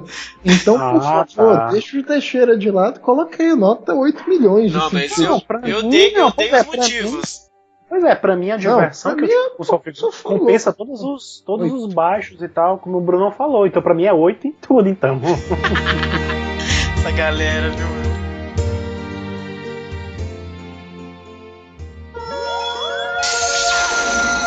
Então vai, Bruno. Top 5 das coisas que você gostou de Soul of Gold. Vamos lá. Primeira coisa, a aparição dos Cavaleiros de Ouro. Acho que isso por si só já é bastante legal, porque convenhamos. São uma das coisas mais legais de Saint Seiya.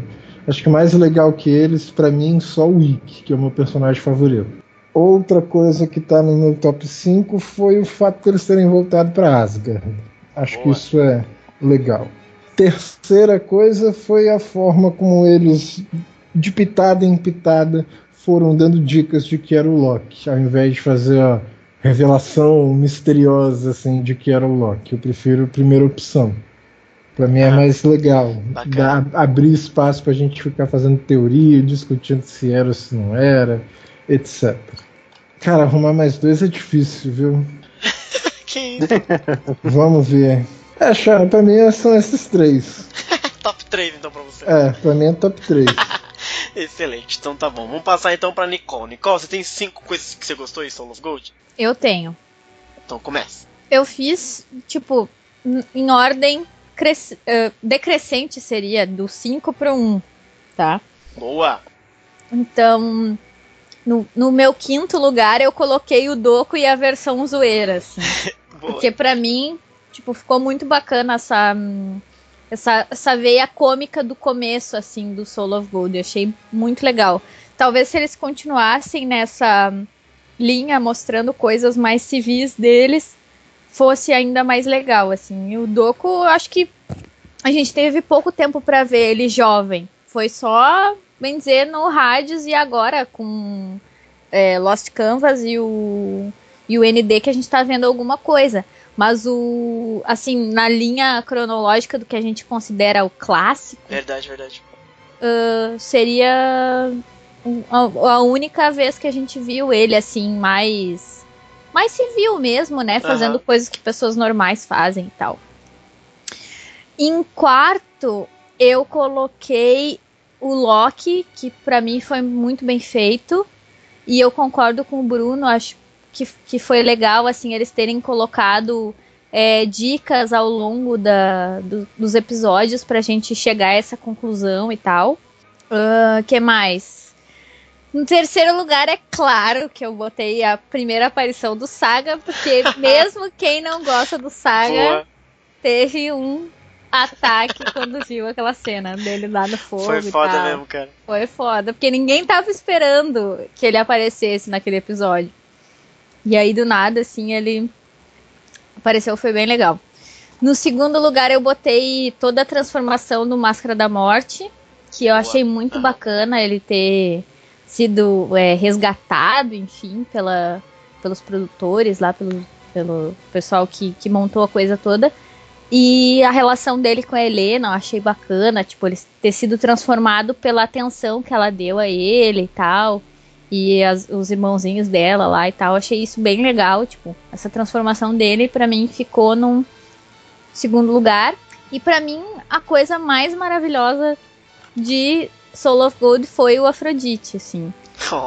Porque além dele ter sido transformado, ele foi o personagem decisivo, né, pra vitória dos Cavaleiros de Ouro. É a rainha então, de Soul of Gold. Rainha de Soul of Gold, então, rainha aqui no meu top 5 também.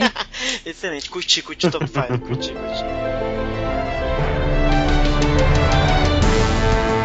Vai, Alan, fala o seu top 5. O meu, assim, tem coisas que que a Nicole e o Brunão comentaram, mas eu meio que compactei, sabe, as coisas. Então, assim, vai acabar aparecendo o que eles falaram, só que, né, em nível macro. Por exemplo, eu listei aqui primeiro do que eu mais gostei, ver Asgard de volta, né, e todo aquele mundo de referências à mitologia nórdica, inclusive o papel de Odin, né, na história. Então, assim, pra mim foi o primeiro, né. Em segundo, que pode-se dizer que tem essa coisa do Brunão, né, que ele falou de os Cavaleiros de Ouro aparecer e tal, e o que a Nick falou também agora há pouco, eu acho que a segunda coisa foi o desenvolvimento dos Dourados, né, em especial o Death Mask, o Afrodite e o Doku, que eu também, né, não posso deixar de concordar, Doku zoeiro e tal, enfim. Oi? Então, assim, eu meio que acabei compactando o que eles falaram.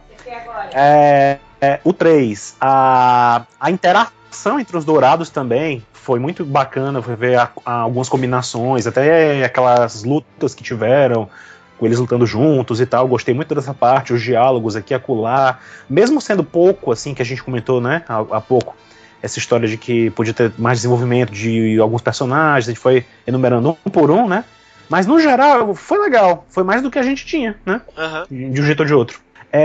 O quarto ponto que eu achei também, já declarei meu amor por ela, a Lífia, né? Eu acho que gostei muito dela, a personagem assim que eu gostei demais do Soul of Gold.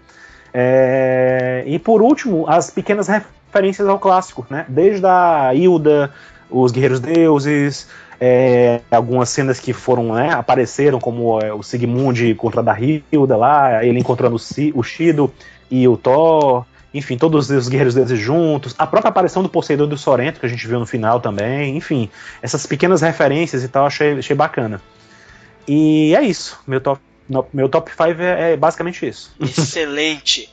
O top 5 aqui pra mim vai ser o seguinte, a trama pra mim foi muito legal, achei do caralho, me surpreendeu positivamente, achei que eles iam patinar pra colocar a história naquele curtíssimo espaço de tempo, eles saíram super bem, me surpreenderam, gostei.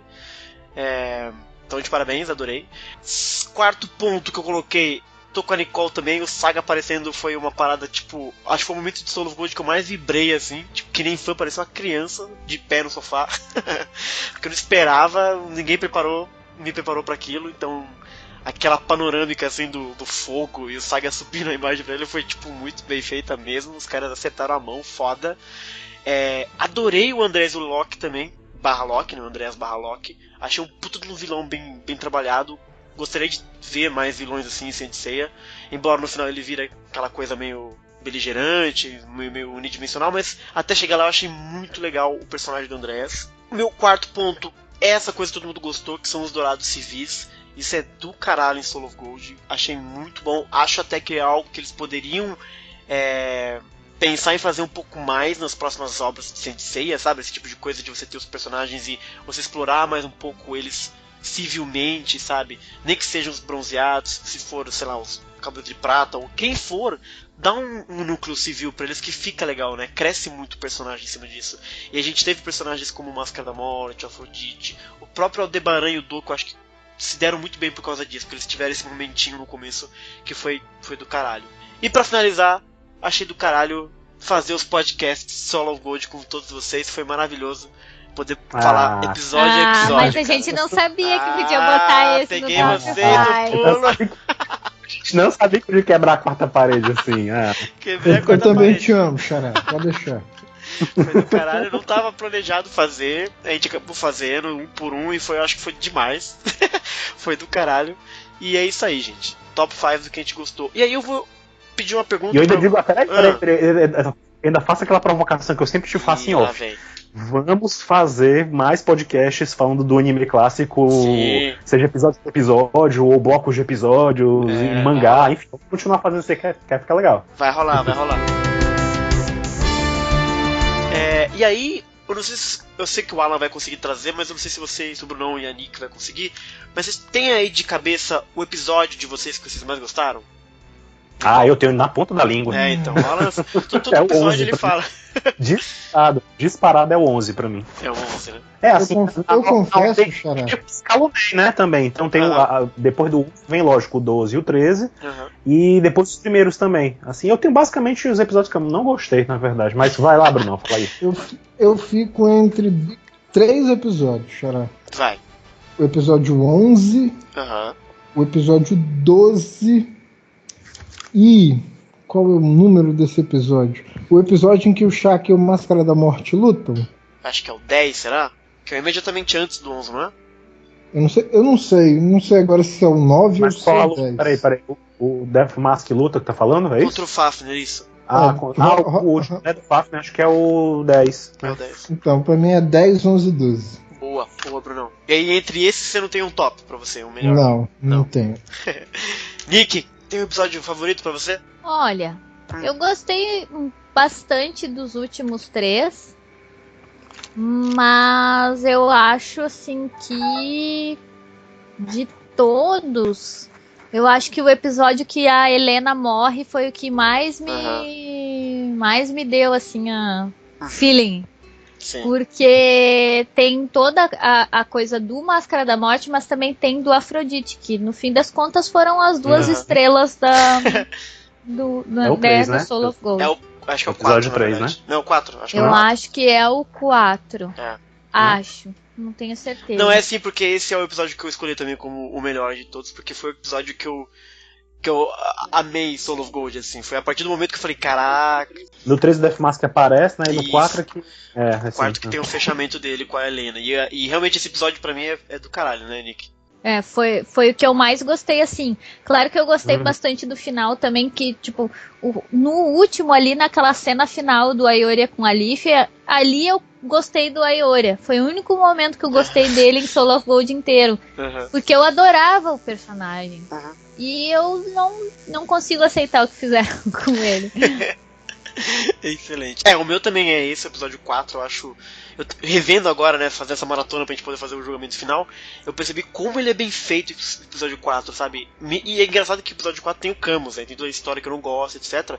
Mas nesse ponto, a gente ainda não sabe o que vai acontecer com ele, né? Então, e é super bem feito, toda a direção do Afrodite, sabe? Toda a questão do Máscara da Morte. É um episódio muito, muito bem feito. Ele tem um ritmo, sabe? Que não é aquela correria que virou depois. Então é um episódio muito, muito bom, cara. Muito, muito forte mesmo. Adoro esse episódio 4. Vou adorar ver ele retocado quando ele sair dublado, então vai ser maravilhoso. E é isso aí. O episódio 4 foi o episódio que me prendeu em Soul of Gold, assim, sabe? Foi a coisa que eu falei, caralho. É isso aí, bonito. Vamos então falar das 5 coisas que a gente não gostou. Começa você, Alan, que você já tá na listagem. Certo.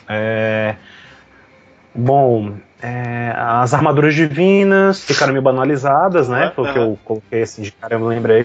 Mas eu também faço a ressalva que é um resquício do clássico, já comentei isso também, né? Isso. Pra mim, as armaduras divinas que foram mostradas até então, na linha clássica, não considero assim, não tô levando em consideração o que fizeram no Lost Canvas, né? Boa. Mas assim, considerando que apareceram, isso, o Seiya foi o mais bem desenvolvido com a armadura divina, depois os outros mesmo já não era mais grande coisa quando apareceram, né? Então é isso, acho que o Soul of Gold já veio nesse embalo também. Outra coisa, que mais... A Hilda foi pouco utilizada, também não gostei disso, também a gente comentou bastante sobre isso. Sim. Terceiro ponto, exploraram um pouco os conflitos entre o Saga, Aiolos e também o Aioli e o Shura, né? Também a gente comentou muito sobre isso já, não vou repetir. Exato. Mas enfim, essa falta dos conflitos que a gente queria tanto ver, essa confusão toda, essa briga, enfim, que a gente falou tanto, né? E o desenvolvimento do Camus também, é o quarto ponto pra mim que eu gostei. Assim, entendo, realmente falando aquilo, reforçando o que a gente já discutiu várias vezes, que o Brunão sabe, tá, eu entendo exatamente o motivo, eu entendo várias coisas, entendo o arrependimento, a questão dele, pessoal, a responsabilidade que ele sentia, etc. Mas ainda assim eu não gostei. No geral, não gostei, entendeu? Eu acho que foi um ponto que gerou mais polêmica do que benefício, né? Foi um desenvolvimento, reconheço o mérito da coisa toda, mas tem coisa que a gente não gosta, né? Mesmo quando é bem feito, que é... Ainda assim não agrada, então não gostei.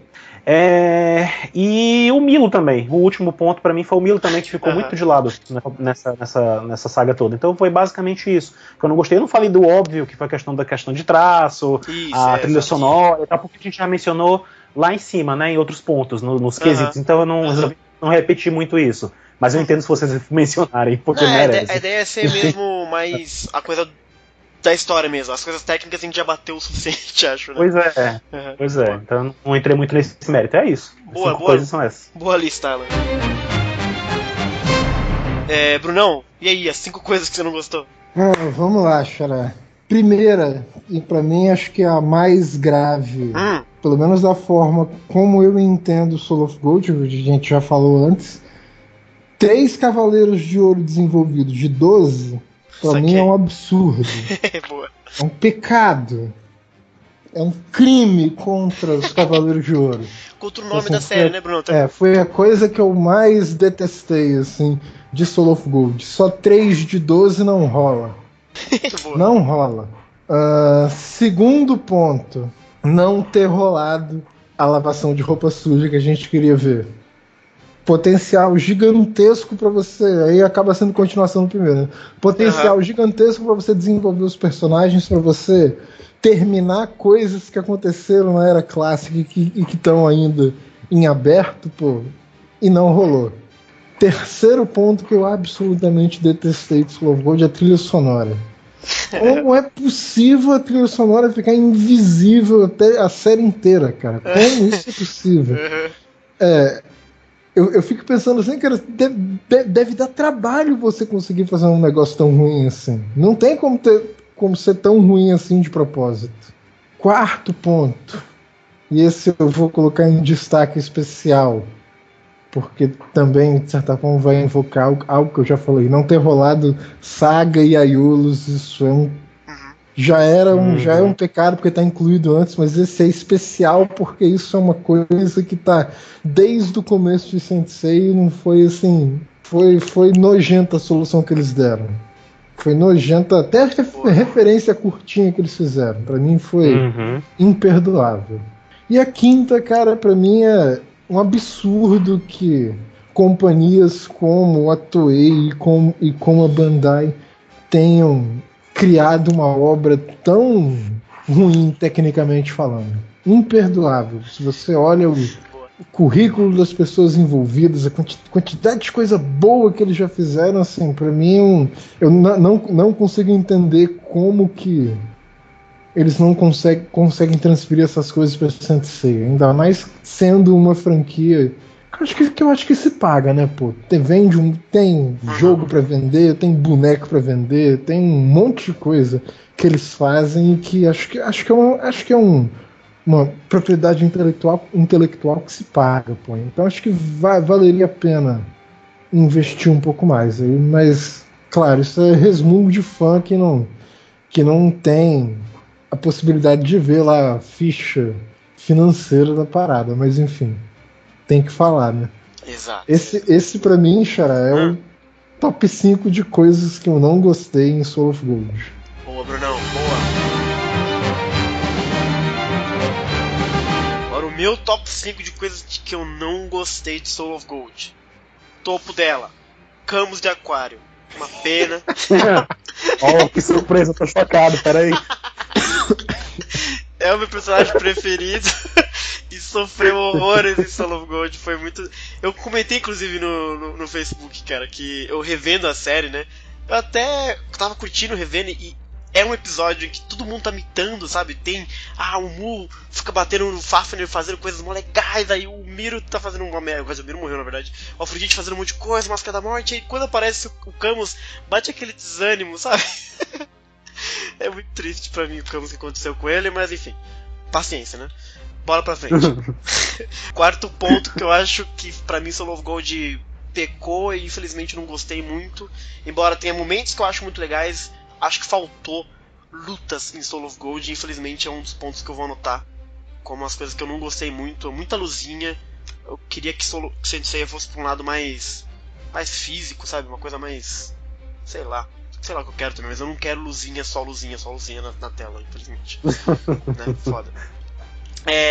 Terceiro ponto que eu notei que eu odiei em Soul of Gold, isso realmente puta que me pariu, toda vez que acontecia me dava raiva, é as porcarias das mortes por estafa. Isso é um absurdo, é uma muleta narrativa que eu nunca mais quero ver em Soul of Gold. Eu não aguento mais nego morrendo porque esgotou energia, não dá mais, me mostra o cara sendo varado, corta um braço, cega ele, faz alguma coisa.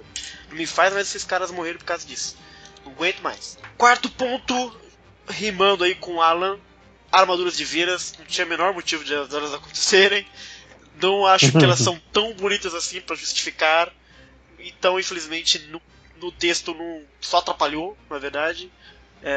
Não vi a necessidade de ter elas de fato, se não tivesse ia ser muito melhor inclusive pra Soul of Gold, porque resolveu muito problema que elas geraram, né?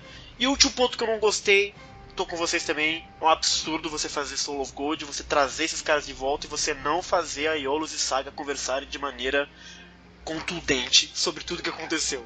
É um absurdo, é um assinte, não se faça mais isso, né? Se trazerem ele de volta, que eu espero que façam, sei lá, eu sou fã de Dourados, que posso fazer, que façam esses cabras conversarem direito e ter tensão, ter conflito, que a gente sabe no fundo do nosso coração que existe ainda. Então esses são o top 5 das coisas que eu não curti em Soul of Gold.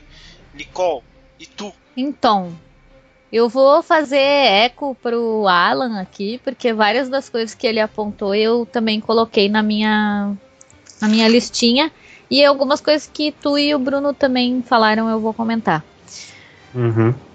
Pra mim, todas essas 5 coisas são imperdoáveis. Além da trilha sonora que, né, foi mal colocada, as questões técnicas, enfim. Além disso, essas 5 coisas pra mim são imperdoáveis. Primeiro, que na verdade é o 5º lugar na minha lista, né? O Mu sem cara e mal explorado, pra mim, é imperdoável.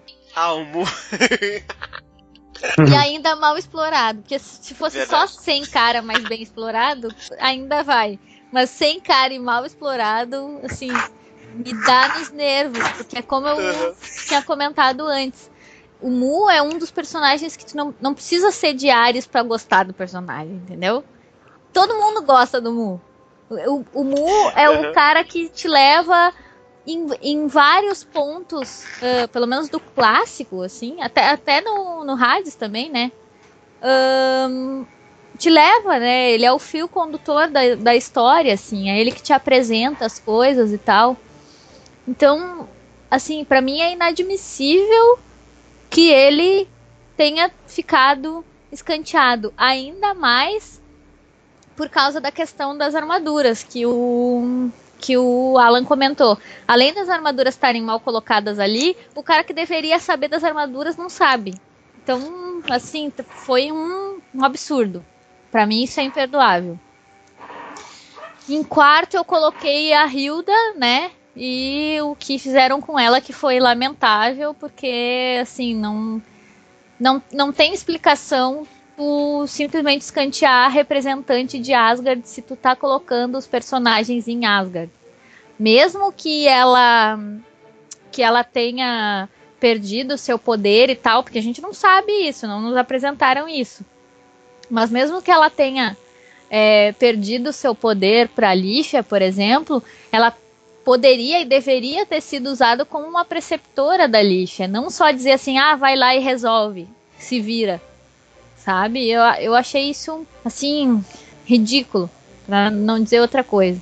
Em terceiro, eu coloquei o Miro, porque eu gosto muito desse personagem, e eu acho que ele era o cara que é o cara que desconfia de todo mundo, é o cara que é vingativo, é o cara que poderia despertar o desejo de que se lavasse roupa suja na trama, assim, porque eu ainda não consigo entender como os personagens ali simplesmente se dão as mãos e vão lutar juntos sem lavar roupa suja, que é o meu ponto 2, aliás, que não teve lavação de roupa suja.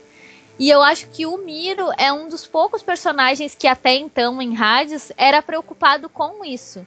Ele manda as agulhas escarlates no Cânon porque ele não acredita que o Cânon seja leal a Athena. Óbvio. Ele esguela o Camus porque o Camus estava do lado errado, como ele sempre tá, coitado. Então, assim, eu não admito que ele tenha sido utilizado daquela maneira e ainda morte por estafa, aquela coisa toda. Ele ficou como se ele fosse assim, simplesmente um cara que é birrento e que faz as coisas ao contrário do que mandam. Ele é tipo o do contra do Maurício de Souza. Tá? Boa. Entendeu? Não dá. O segundo ponto é a lavação de roupa suja, que não teve. Acho que todo mundo em sã consciência deveria querer lavação de roupa suja. Deveria querer, ótimo. Porque, pelo amor de Deus, né? Tu vai botar os caras ali. Um matou o irmão do outro. Um fez não sei o que com o outro. E eles estão de boa com isso? Acho que dava pra ter investido mais nessa parte, assim. Pra mim, isso é uma das coisas imperdoáveis. O número 1, que pra mim é o que mais fez, talvez, diferença na trama toda, é que, pra mim, o protagonista, que foi o Aioria, foi um protagonista insuportável. Boa, Nick. Importante mesmo. Porque assim, ó, o Aioria, pra mim, ele era perfeito no clássico. Ele era ótimo. Tava tudo adequado ali. E aí, no momento que infantilizam ele e que colocam ele pra seguir as coisas que a Lícia faz, me dá me dá uma coisa, assim. Parece que o cara não pensa por conta própria. E tu acaba enfraquecendo a série porque tu enfraquece o protagonista, sabe? Então, assim, não curti. Acho imperdoável que tenham feito isso com o Aioria.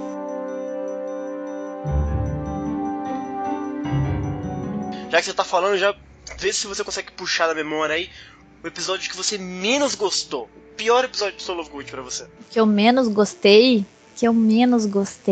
Pra dizer bem a real, assim, o que eu menos gostei foi o que o Saga aparece. O 3? O 4. O 3 ou o 4? O 4 não, o que tem a luta do Saga com o Sigmund. Ah, com o Sigmund? Ah, eu não sei o número. Aí eu não sei o número também. Eu acho que é o 9, provavelmente. Acho Talvez sim, mas é esse, porque assim, eu fiquei com a impressão de que o episódio foi muito corrido. E eles dignaram metade do episódio só pra luta do Sigmund e do Saga, e foi aquela coisa. Ele chegou, fez, né, um trabalhinho mais ou menos e foi embora. O que me impressionou na luta foi que o cara ficou vivo. De resto, foi, sei lá, foi estranho, entendeu? Porque pra mim, não sei, faltou desenvolvimento ali, faltou terem... É bem aquela coisa que eu tinha comentado antes. O que fizeram com o Camus, por exemplo, não tentaram fazer com o Shaka, com o Saga e com o Aioris, que são, né, os tais dos personagens intocáveis. Então, acabou não tendo exploração desses personagens. E aí eles acabaram fazendo coisas assim que, tipo, não foram impressionantes, entendeu? Então, assim, botaram um cara que era super fraco pra lutar com ele, sendo que a lógica seria que todos os guerreiros deuses fossem super, né, oponentes pra eles poderem despertar as armaduras divinas, e isso não aconteceu. E fora isso, eu achei o episódio muito corrido, assim. Achei que tava mostrando muita coisa ao mesmo tempo e que eles poderiam ter dado uma segurada maior pra não acontecer esse problema, assim. Parece que eles simplesmente jogaram pra acontecer um maior número de informações possíveis no mesmo episódio. E foi lamentável porque eles seguraram desde o 4º episódio até o 9º pra aparecer o Saga de novo, e quando ele apareceu não foi grandes coisas, entendeu? Sendo que a aparição dele no finalzinho do 3º episódio dava a entender que ele ia ser um super, tipo, uma chave ali pra coisa toda, entendeu? E não foi o que aconteceu. Eu tive essa mesma impressão com o Shaka, por exemplo. Quando ele apareceu a primeira vez, eu achei que talvez ele fosse ser um cara determinante, assim, pra trama, entendeu? E tá, tudo bem, foi ok o que aconteceu lá com o Baldur e tal, mas ainda assim, tipo, faltou explorar os personagens, entendeu? Isso me incomodou. Acho que um dos que eu menos gostei, apesar de ter aparecido o Saga, foi esse que é a luta do Saga com o Sigmund. Pra mim, o pior episódio de Soul of Gold, na minha opinião, é o episódio 5, que é onde acontece tudo de errado nesse episódio, cara. Os bronze aparecem, tem aquele inverno de Fimbul, eles dão aquela explicação bizarra das armaduras divinas, o Miro morre de estafa, e é onde começa as 7 câmeras, que é uma parte também que eu acho que é bem mais ou menos a série. Enfim, o episódio 5 pra mim ele tá todo errado, assim. Todo errado, mal desenhado, tudo. E revendo agora nessa maratona pra fazer o julgamento final, eu percebi como eu gosto dos 4 primeiros episódios, cara. Eles são muito redondinhos, cara, muito bacanas de ver, assim, com ritmo legal e tal. E o episódio 5 ele vem e degringola, assim, na minha opinião, sabe? Adiciona vários elementos que ele é bem ruim mesmo. Velho, complica mesmo, assim. Pois é. Né? Pra mim também, o episódio que eu menos gostei foi esse também. Mesma coisa, mesma opinião. Boa, Alan. Você não vai adicionar mais nada? Pode passar? Não. É isso. Porque se eu for falar mais, eu só falar mais coisa negativa e aí eu prefiro não comentar. Então, deixa eu dizer qual foi o meu episódio que eu menos gostei. E eu quero fazer uma menção de honra pra algo que eu não gostei também em Soul of Gold. Eu acho que o episódio que eu menos gostei, Xará, foi o episódio 6. Que eu não tenho certeza se é o 6, mas eu acho que é o 6. Que rola aquela reunião dentro da Yggdrasil, que tem uma cena muito feia dos Cavaleiros reunidos. É possível que seja o 6. Eu acho que é o 6. Se não for o 6, por favor, me perdoe. Tá. Mas que cena feia, pelo amor de Deus. Acho que foi o episódio que eu menos gostei. E uma menção honrosa de algo que fizeram em Soul of Gold que eu não gostei, que não é verdade, é esse pessoal de Asgard dizendo que o Saga é o Cavaleiro de Ouro mais forte. Qual que é o negócio aí? Ah, tá. Começou, pronto. A gente sabe que não é verdade, né, gente? A gente sabe que é verdade, tanto que tá ali dito. Vamos adiante. O narrador não é confiável. Claro que é. É nada.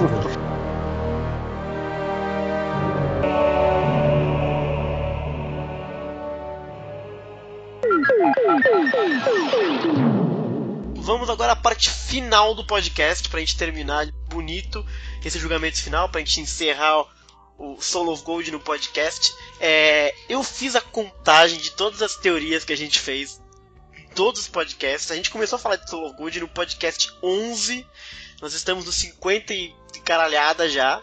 Então assim, eu escutei todos. Pois é, foi coisa pra caralho. Foi mesmo, foi esse pulo tão, né? Pois é, teve coisa, tô falando pra você. E assim, eu contei somente as teorias que a gente fez, que a série de uma forma ou de outra confirmou ou desconfirmou. Porque a gente teve muita teoria de como o cara se comporta, como a Hilda fez, que a série não referenciou e não explicou. A coisa do tempo também é uma teoria que a gente teve, mas a série não respondeu, entendeu? Então eu só contei aquelas que a série de fato respondeu. E assim, desde o podcast 11, a gente teve, nessa regrinha que eu criei, 181 teorias criadas. O problema disso... Aí a gente acertou 2. O problema disso... O problema disso é o seguinte... Não tem problema sim. Óbvio que não. Claro que tem. O problema, entre aspas, é o seguinte.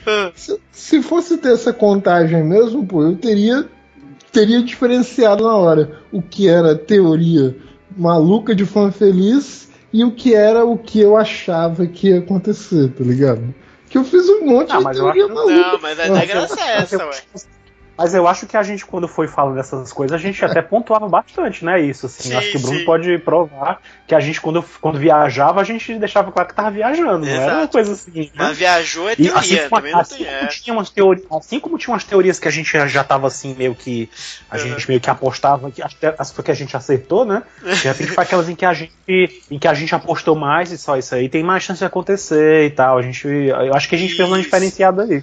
Não, tem bastante teoria assim, mas assim, falou o que achou, virou teoria. Pra mim não tem essa.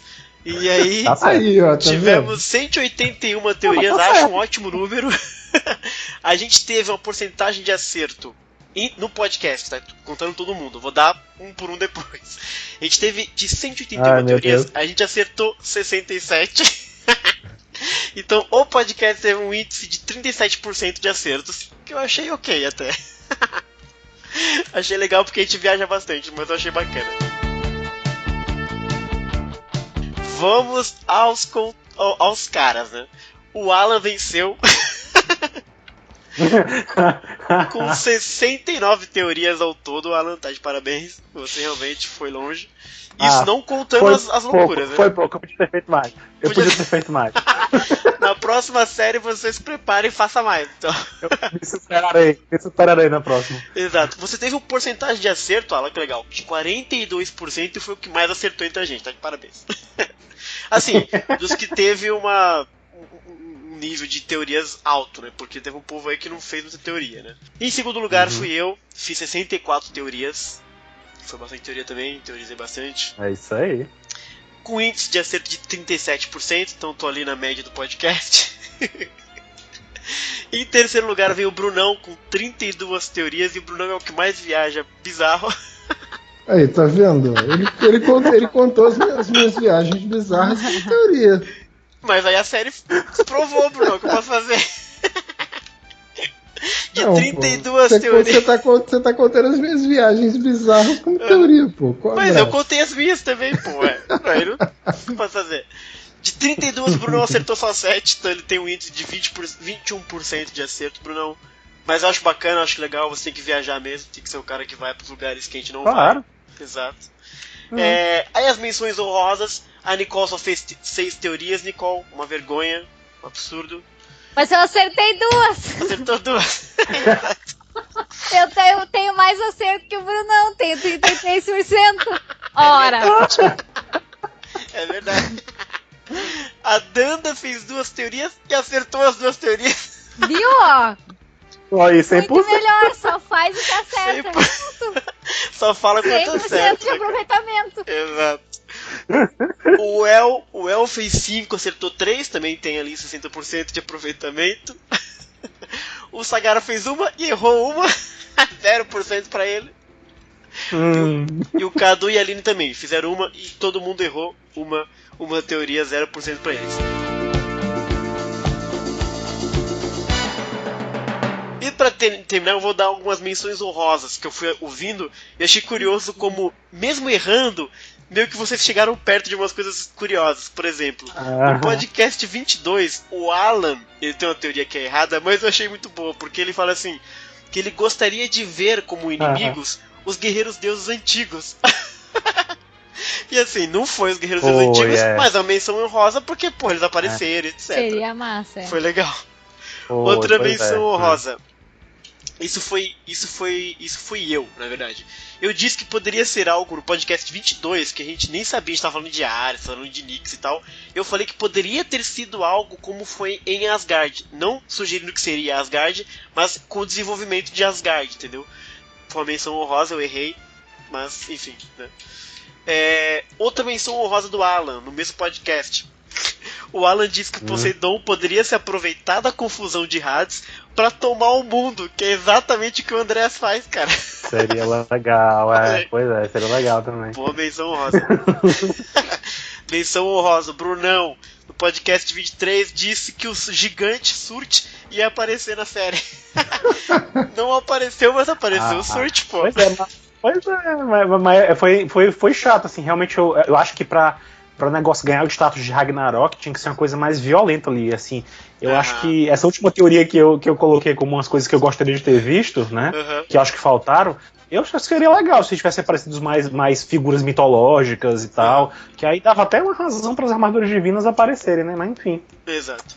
Outra menção honrosa no podcast 31, o Alan disse que os guerreiros deuses... eles queriam pegar a Rob de Odin pra eles, na verdade. A menção honrosa, porque não é o que eles queriam, mas a Rob aparece no final, etc. Então, menção honrosa pra eles. A gente sabe, eu acho que mais coisas que a gente falou do Rob de Odin que talvez tu deva ter ouvido muito é a gente tentando chutar quem era que ia vestir ela. Isso, a gente exato. Enlouqueceu, assim, falando muitos nomes. E eu acho que a do Utgarda também, a identidade do Utgarda também a gente viajou legal. Vai, continua aí. Isso, a gente viajou legal. E muita gente errou por causa disso. Bado com peruca, por exemplo, é uma teoria que caiu. Bado com peruca. Quem foi que disse mesmo isso? Quem foi? Eu não sei, eu ver se eu consigo procurar aqui Bado. Bado de peruca, foi o Alan.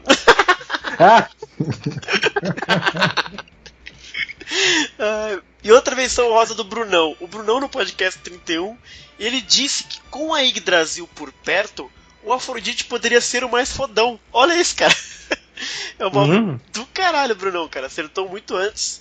Não acertou exatamente o que ele ia fazer, mas foi bacana essas menções honrosas.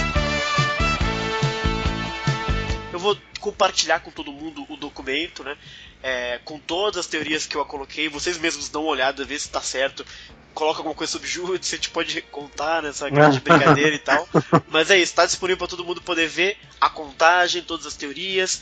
Faço o convite novamente aos ouvintes irem na aba das notações e colocar o seu nome, dar uma nota para cada traço, animação, trama, todos os quesitos pra gente poder ter o que cada um achou, etc. De novo, só não fiquem editando o dos amiguinhos, vocês são adultos, não façam isso. E... Até porque fica registrado, se fizerem isso, fica registrado de canteio. Eu vejo tudo aqui. Pois fica registrado que tem o Google Docs tem conta de registro, então não façam. Não façam isso. Xará, iniciar aí, né, Xará? O que foi? Iniciar você, né, Xará? Você vê tudo, né, Xará? Eu vejo tudo, cara.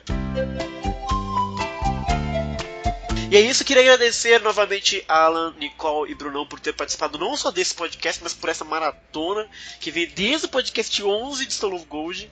Olha que jornada inacreditável, acho que a gente terminou com chave de ouro.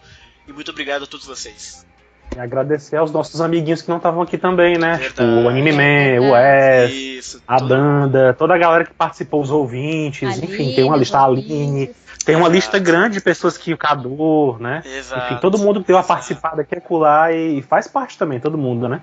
Com certeza, e fez esses podcasts por episódio serem muito, muito legais mesmo, cara. A gente conseguiu ter um nível de aprofundamento na série que peraí, Xará. A gente tá esquecendo uma coisa fundamental. Ai, meu Deus, vai. E o futuro, Xará? Ai, meu Deus, não! E o futuro?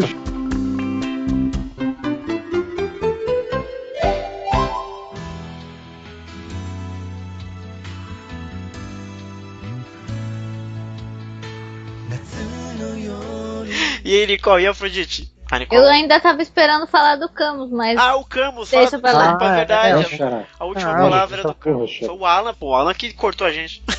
Vocês estavam numa briga de 1000 dias, se alguém não interferir, isso é capaz. Verdade, fala do cão.